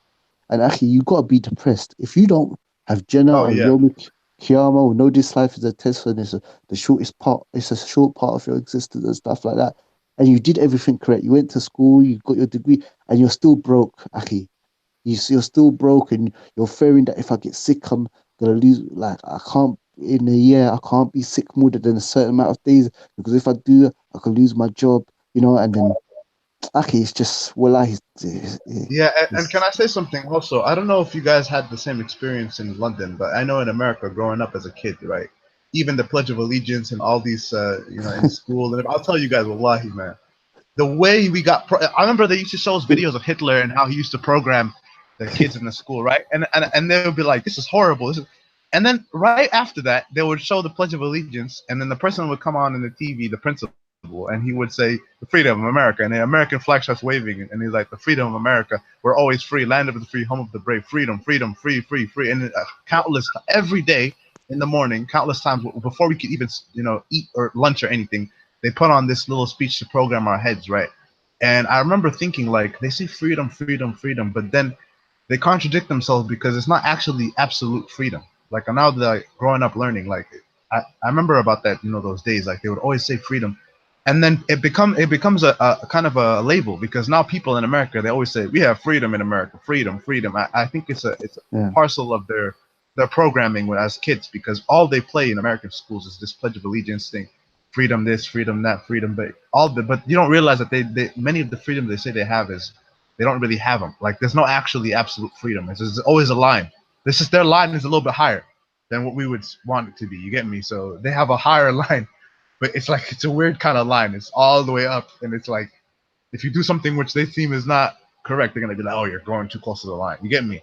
So it's not actually freedom. That's the thing that annoys me. Like, if Dubai all of a sudden starts saying, "We have freedom, freedom, freedom," Americans will start laughing, right? They'll be like, "No, you don't. No, you don't. We have freedom." But it's like, bro, you don't have freedom. Like, you claim to have freedom, but it's not exactly It's not absolute freedom. Nobody has total freedom. That's why you have jails and you have prisons and you have laws. But they make it seem like that. Like I'm be honest with you, people in the West, right? Like the arguments you guys use in the corner, right? Like about you don't really have absolute freedom, right? No, but bro, nobody. No, but look, Hussein, nobody especially in America, nobody knows about this absolute freedom thing. All they know is freedom. Like not the uneducated. Most of us, right? We're blissfully ignorant of this term, absolute freedom. We think America is the best free country ever. There's no such thing as a better freedom. You get me? So they think that America is that's it. There's no other place that can get better freedom. So they don't know that. Look, you don't actually have what you call freedom. You have a certain amount of freedom, but it's not absolute freedom. You get me? We don't know that in the Western America. Like I had to learn by myself. Like, I don't think people are aware of this kind of terminology, like of absolute freedom. And I still don't understand how the majority of people in America celebrate Thanksgiving. I don't get that. And I'm not someone who's a deep historian on Thanksgiving, but I don't understand if people know what they're celebrating. Like, I said the same thing. I said the same thing because it was revolving around the Native Americans having a peace treaty with it was some of the Native Americans in actually where I live, around Plymouth, around Virginia, Plymouth, I believe it is. It was around them having a peace treaty with the Native Americans, which was with some of the pilgrims who came, and they had a peace treaty. Look, we're eating together, and in the very same next sentence, like within a couple of years, I think, they started killing the Indians again. So it's like, and they wiped them out. But forget that, Aki. The beginning of it, Thanksgiving is basically when the Americans got their they came to America, and they got their freedom from the British. Yeah, exactly. Well, they got the freedom from the British. There was no treaty. When you first came, there was no treaty with the Indians. There was no treaty. It developed later, and you're celebrating Thanksgiving, as far as I know, is you're celebrating your escape, and freedom from the British that you were living underneath. But you leave out the part that that's Independence Day. That came in, I think. No, I know, but what I'm trying to say, you left that country, you found another country, and then basically you pillaged it. You found your freedom, but there was other people living there that you massacred. Exactly. That's my point, because the Thanksgiving from that supposed peace treaty between those two groups, but then they killed them off either by disease, but also by warfare and. Yeah, but that's what I'm saying. I don't know what you're celebrating because manifest destiny. Yeah. I don't know what you're celebrating, because unless you just thought you came to America and it was just free land, and then the Indians came there from another country after you, and then you started killing them off. I don't. SubhanAllah, Well, hey, brother Hussein, it's just like Christmas. And by the way, when it comes to this Thanksgiving thing, every time it comes up, I always tell my family and anybody who around me, I'm like, bro, us Muslims, we're thankful. We should be thankful every day. We're always thankful. There's no such thing as Thanksgiving Day. We're always thankful. Whenever we eat, we say Bismillah. We're always thankful for our food.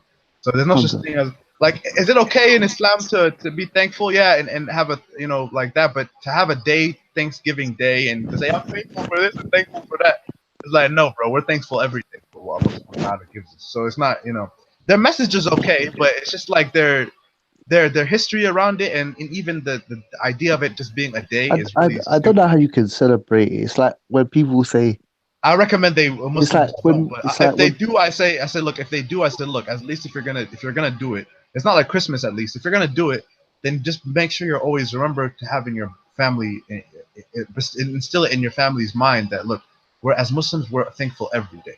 You get me? I treat it like how the Prophet treated, the day of Ashura, where the Prophet saw a couple of Jews. But to be honest, I don't think as a Muslim, I don't think you can celebrate Thanksgiving, because we have our celebration. No, I wouldn't recommend it. I would say, don't celebrate it. If you're gonna eat food, get together, it's okay. But make sure. There's two reasons. We don't have a president in the Quran and Sunnah, and two, it was the genocide of a group of people. Exactly. That's why I say, look, if you're gonna, because people they don't pay. I'll tell you why people don't pay attention to the history. So I say, I don't think Americans. I don't think the average American. I don't think the average American consciously thought about it. No, they know. We learn about it. We learn about it as kids, and it constantly gets drilled. No, but you don't learn about the Indians getting killed, do you? No, we know about it, but we conveniently forget that part. No, what I'm saying, you don't get taught that the Indians were living peacefully and they got. It's the same thing with Halloween. Like we don't like look. The Americans, they know about these kind of messed up things to do with the holiday, but they conveniently ignore it just to celebrate the holiday. Like Halloween, you get me? Like when it came from a All Hallows Eve and stuff, and it's very actually. No, I know that, but what I'm trying to say is that Yeah. in school, they don't. When they teach you about Thanksgiving, they skip to the part. They don't mention the Indian part, do they? They did, but very quickly. very cute. Very. You know how they So do. tell me how to do it. Tell me how to do it. Tell me how to. The same thing with slavery. They'll read a part of the book, like they'll say. Guys, we've got 10 minutes. Yeah. In 10 minutes, we're gonna end this, inshallah. No problem. We'll wrap it up. You can end it now if you want.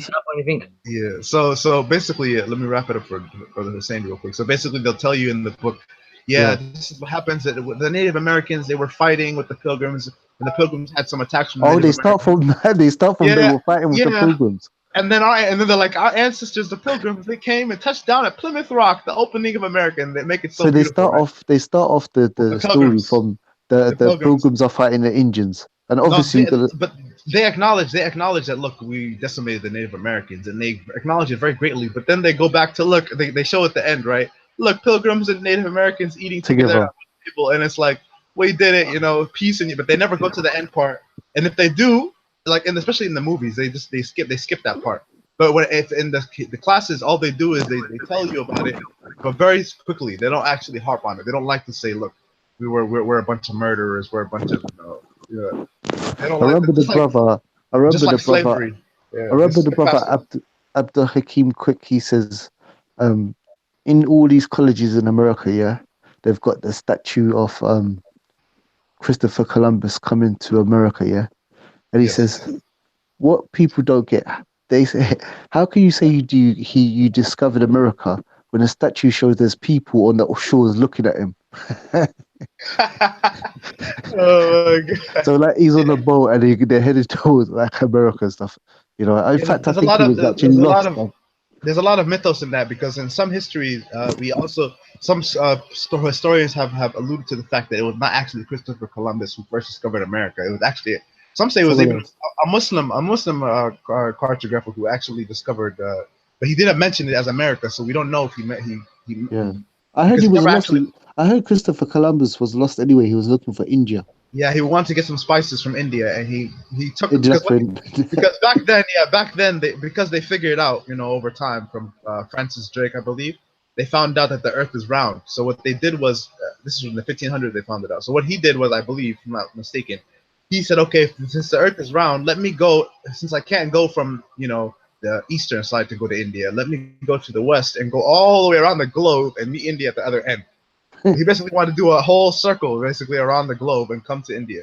So when he did that, he didn't realize he was going to bump into basically Americas, apparently. So and by the way, he was not some peaceful guy. He was obviously a pillager. Of course he wasn't. He was no different than the Cortez or any of these guys who pillaged Mexico or Peru or anything. He's the same. He pillaged them, and he obviously the worst thing that they did ever was not even just the warfare. It was the diseases they spread. Yeah, they gave the Indians blankets with smallpox in it. Yeah, smallpox. Evil, man. Evil people. Yeah, and they horribly decimated the population, and the Native Americans still don't forgive the Americans for that till today. But unfortunately, most of the Native Americans today are not actually what you would call Native Americans. They're just like maybe 1/16th Native American. They have they're basically become secularized, Americanized. So now but they're on reservations anyway. A lot of them are far out, You'll never see the ones that speak out against the American government. Most of them are just people who maybe they have some pride in their tradition, but they're so peaceful by nature that they don't really, they don't really speak out against the American government. They're more integrated, let's say, with the American government. We've all been brainwashed, man. I remember as a kid, I always used to. That's what happened. They brainwashed the Indians as a bad one. Cowboys and Indians. You always see the Indians as the barbarians, ain't it? Yeah, they brainwashed the Native American. They brainwashed some of the unfortunate black slaves who came to the Americas. Many of them were Muslim. They converted them to Christianity. They brainwashed many of the Jews into secular, Jewry in a way, and secularized their way in a way. And they brainwashed many people, man. Many people who came into their land. So, alhamdulillah for this deen, though. Alhamdulillah. Yeah, it's not surprising. But I've noticed that with them, alhamdulillah. But I've noticed that with America is like they're very good at the propaganda game. I'm gonna do a show on black magic and all that jinns and all that stuff soon, inshallah. Yeah. And all that stuff, it'll be a good show, inshallah. Yeah, don't go too deep. Anyway, enjoy talking to you, brothers, man.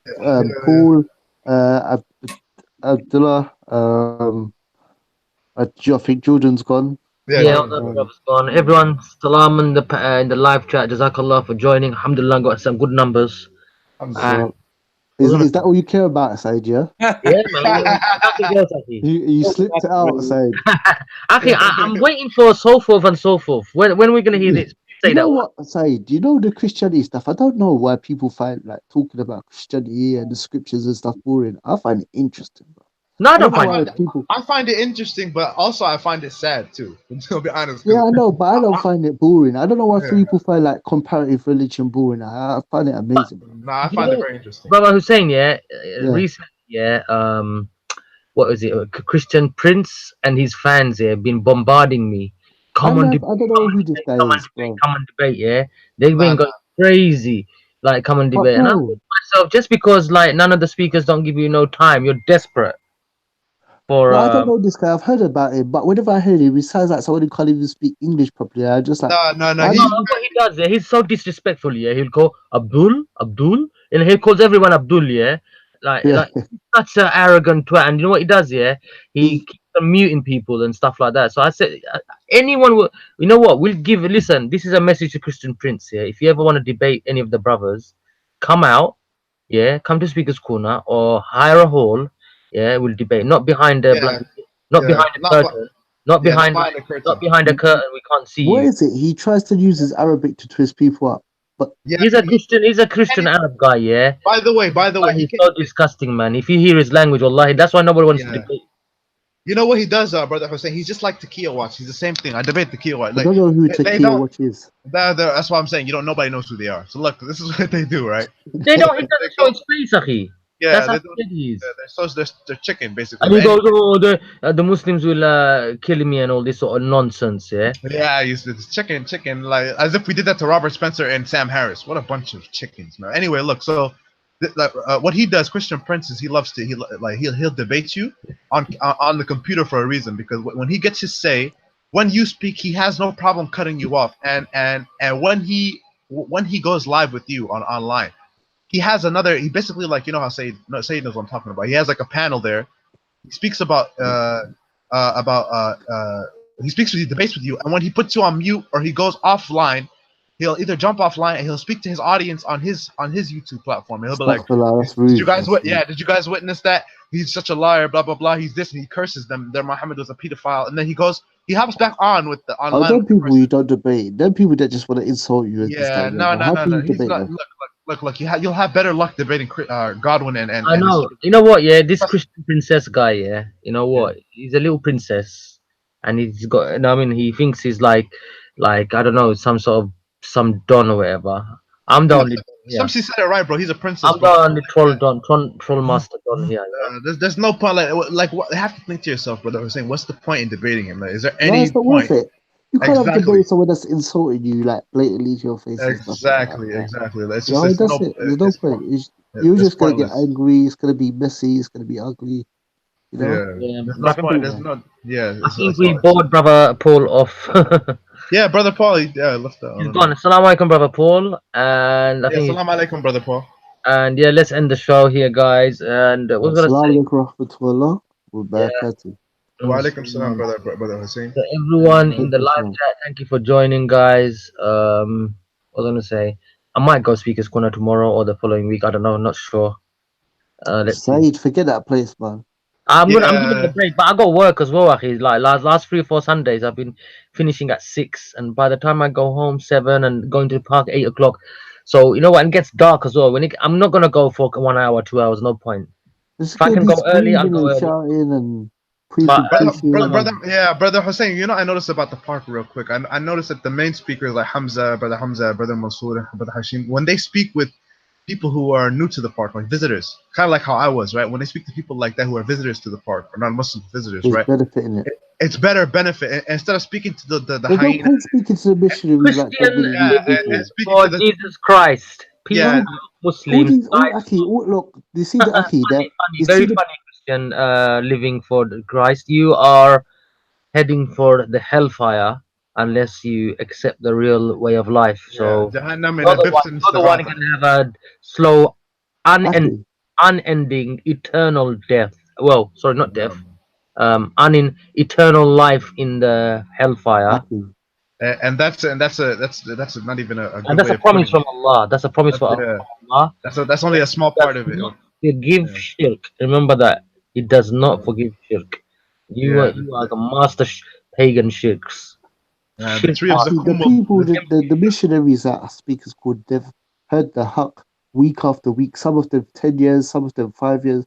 Like these people's hearts are hard. You like Hardened. but you And can meet sincere Christians that speakers call and you have notice, nice conversations. brother Hussein, did you notice that their And you know what? Hold channel on. name? None of you know what? You know these people, yeah. Most of Yeah. these who claim racist, yeah. They don't even know the meaning of the word. Forget racist. Go look it up in the dictionary what it means. You fool. No, and they Now, they do know the term racism, but They don't know what it means. They they don't know will what. say no, but look, what I'm trying to say, what they will say is that, and I think it's Webster, this dictionary says that the definition of racism is someone that has That's it. the power to influence, not just call you names and this, that, and the other. So someone that has the power to actually, affect your life, whether it be economics, education, and this, that, and the other, and so forth. Yeah, like You the know? like the West. For But example, but I like, don't like using that definition because like my thing is that whether you, because they will say that calling someone names, yeah, is prejudice, but it's not racist. But look, they'll say it's bigoted. I think if you say all white people are devils, or you nah, say that's not right. this, or Yeah. G Chinese guys look at they got funny eyes and all this kind of stuff, I would say, look, I don't like calling that prejudice, yeah, because that just what's the word? That just not that like takes away the It takes away your justification, basically. It takes no, away it's like dilutes it. your It's like, foundation. Yeah, well, dilutes it. well, if I call this person of another ethnicity a name, because It I don't makes have you. a power in business or economics or in world structures, the police force and this, that, and the other, and so forth. It's not really racist. It's just prejudice because It's prejudice and bigoted, but it's still. also, It belittles the best thing is not to be prejudiced or racist either way. You get what I'm saying? I just don't like saying that. Look, I don't like that term that's saying but that. here's the point. Here's the point. People who say that, right, who say these bigoted and prejudiced terms, right, they're the people most of the time. If you ask them about to clarify themselves or to basically retract the statement, they're the same people who say no, I won't retract it. But Retract people what who do, statement? like if they said a bigoted statement and if you told them to retract it and apologize and never say it again, most of them, if not all of them, the ones who are actually bigoted, they'll never retract the statement. They'll stick by it. But the ones If someone insulted someone. No, if somebody insulted somebody using that and they retracted it and said it was a horrible term, then I would say that person said a bigot statement. But if he retracts it, then I can say he's not a bigot because he retracted it. Okay. But a person who doesn't retract the bigot statement, that's a bigot. But the problem is people these days they mix between the two. That they say, okay, a person who says a bigoted statement and he retracts it as sincerely, and they'll say, oh, he's still a bigot, he's still a racist. I'm like, bro, no, he's not. He's like you have all these people who. So there's no point in saying sorry though. Yeah, like Tommy Robinson. Let me tell you, Tommy Robinson. He's the person. Okay, he apologized. No, but wait, can I say something? I don't even think Tommy Robinson cares about Muslims. No. But look, he's go on, brother Omar. Brother Omar, what did you want to say? Yeah. Oh man, I lost it. Oh, carry on. Sorry, brother. Jump in if you remember. Yeah. Cool. So anyway, brother Hussein. I don't think Tommy Robinson gives a monkeys about black people, white people. No. But you know what they use? They said, okay, about his money, bro. Like, that's it. I'm telling you, bro. But you know what he did? No, he said a bigot statement before. Abdullah, 1 minute, bro. Abdullah, 1 minute. What I want to say about Tommy Robinson, yeah, what he did was disgusting. Do you know what he did? Yeah, that Syrian brother Jamal who defended, that my man, all-time low. My man, this guy, Tommy, what he did was he went to start collecting donations for the guy who bullied him. Yeah. So you're basically getting donations for the bully, yeah? Yeah. Why is he trying to? What's it? No, I mean, and every time he opens a GoFundMe page or whatever, they shut it down. Every single nobody wants. PayPal refused to use his to deal with him, made it. They've Yeah. You know what it is about Tommy Robinson. He sorry, Hussein, go ahead. No, go ahead. No, go ahead. So listen, wait 1 sec, yeah. Okay, so you know the thing is, yeah, with this whole racism thing, yeah, like, well, like it does matter whether a person says it or just keeps it within himself, bro. Because Islamically, yeah, like, you know, you only get accountable for what you say and that, yeah. It's not good to be racist and that, whatever. But what I'm trying to say, look, yeah, human beings, yeah, like, you know, we're all more inclined to what's similar to ourselves, right? Is that not like a bit of a human like quality? That's true. You know, but obviously, and to find something else odd, yeah, not lesser than you, like, or in a degrading, nasty way, you know, that's disgusting, yeah. But like, just to find something else odd, because you brought the example, like someone saying, "Oh, look, Chinese people have funny eyes." You know, if someone actually had that thought in their mind, like, "Yo, these have a kind of funny eyes," they don't say it, you know, and they don't think of them as a lesser person or creation in them. They just think it's odd. Like, that's not racist, like, surely, right? Do you know what I mean? I don't know. No, this is a stereotypical statement, and it is. Look, to be honest with you, it has some bigoted, prejudice kind of mentality behind it. But my point was, look, a person like Tommy Robinson, he said some racist statement before. People accuse him of racism. He apologized for that, but then his whole campaign still revolves around this racist behavior. So that's my problem. That's a big difference between somebody who says a racist statement and retracts it sincerely and apologizes for it and never says it again and does not and before that never had any inclination or any following to say, okay, he's putting a racist agenda, or after that he never had a racist agenda. Like that, you can never call that person a racist or a bigot, because okay, maybe he made an ignorant statement but he retracted it immediately. Tommy Robinson is a whole different thing. Tommy Robinson, he might have apologized for it, but he continued. Before that he had a racist agenda, and after that he continues to follow his racist agenda. That's why I don't know why people mix between the two. They say, okay, if you say you're just like Tommy Robinson, I'm like, no, bro. Tommy Robinson, he apologized, but before and after, he was always doing his racist agenda. So, and he's still doing it. So, the apology was null and void. So, I mean, that's my problem. People, they mix between the two. They don't get that, and you know that way you can't. People say ignorant statements because even one of the companions, when they did that ignorant statement to Bilal, right? He went up to Bilal and he put his face on the floor and asked Bilal for forgiveness and told him to step over him. And Bilal did that and forgave him. So do you think the guy, halas, he just remained a racist? No, bro. He learned it was an ignorant statement, because the Prophet said, have you stated your ignorance after accepting Islam? And the person recognized that was an ignorant statement.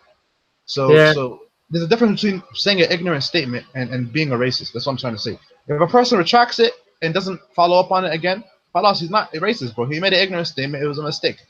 Just like any person can do. We all can make racist, not racist, let's say ignorant statements about other communities. Like, we'll say but you know when people lie and say, "Oh, bring their mums into it," and all these sort of things. Yeah, that's a different case. People like to lie about that. Yeah, complete lie. You know if you want to translate in Bengali what the say, you know, when the individual is saying, "Oh, I brought their mum into it," yeah, it's complete utter lie. Blatant lie. Yeah. So you know what? I have no respect for liars like that. Yeah, who lie and milk situations and make up situations and. Well, that's why that's different cases, because a disgusting individual trying to bring the mum into prejudice. That's a prejudice that remained from that individual towards. Because I've got a mum, I've got a sister. Yeah, so I get all that. Yeah, so you will rarely find me insulting someone's mum or dad or anything like that. Yeah, so this individual is a completely disgusting liar. For even suggesting that and the person who translated that, may Allah curse you for saying. But I'm saying what I don't get is that if you didn't know what the translation was, how could you have said it? Like, what I'm saying is, bro, that's what I'm saying, bro. We're still talking about SYED and all of that incident. No. Let's not break that up. I'm saying that this don't make sense to me. I wasn't there for the whole thing. Yeah. I said to Saeed, look, if it was a slip of the tongue, adding. Remember, in Arabic, I said to Saeed, if it's a slip of a tongue, that's it's a really huge bad mistake to make, and this, that, and so forth. And if you do, anyway, I'll speak to you. But Brother what I'm Hussein, saying is Brother that Hussein, I'm saying that. Brother Hussein, yo, Brother Hussein, Yeah. 1 minute. Let me end the show, then I'll explain what I meant. So yeah, Salam Alaikum, because this is not a live to talk about this disgusting, not lying stuff anyway. So Yeah. Salam Right. Alaikum, everyone. I'm ending I the show. take care. Panel members, stay on the line quickly. Yeah. Okay. What Yeah. was Masalam, everybody. Salam Alaikum, Take everyone. care. Assalamu alaikum, my panel, my beautiful live chat. Yeah. Big up Random Exposer and all the others, my troll gang.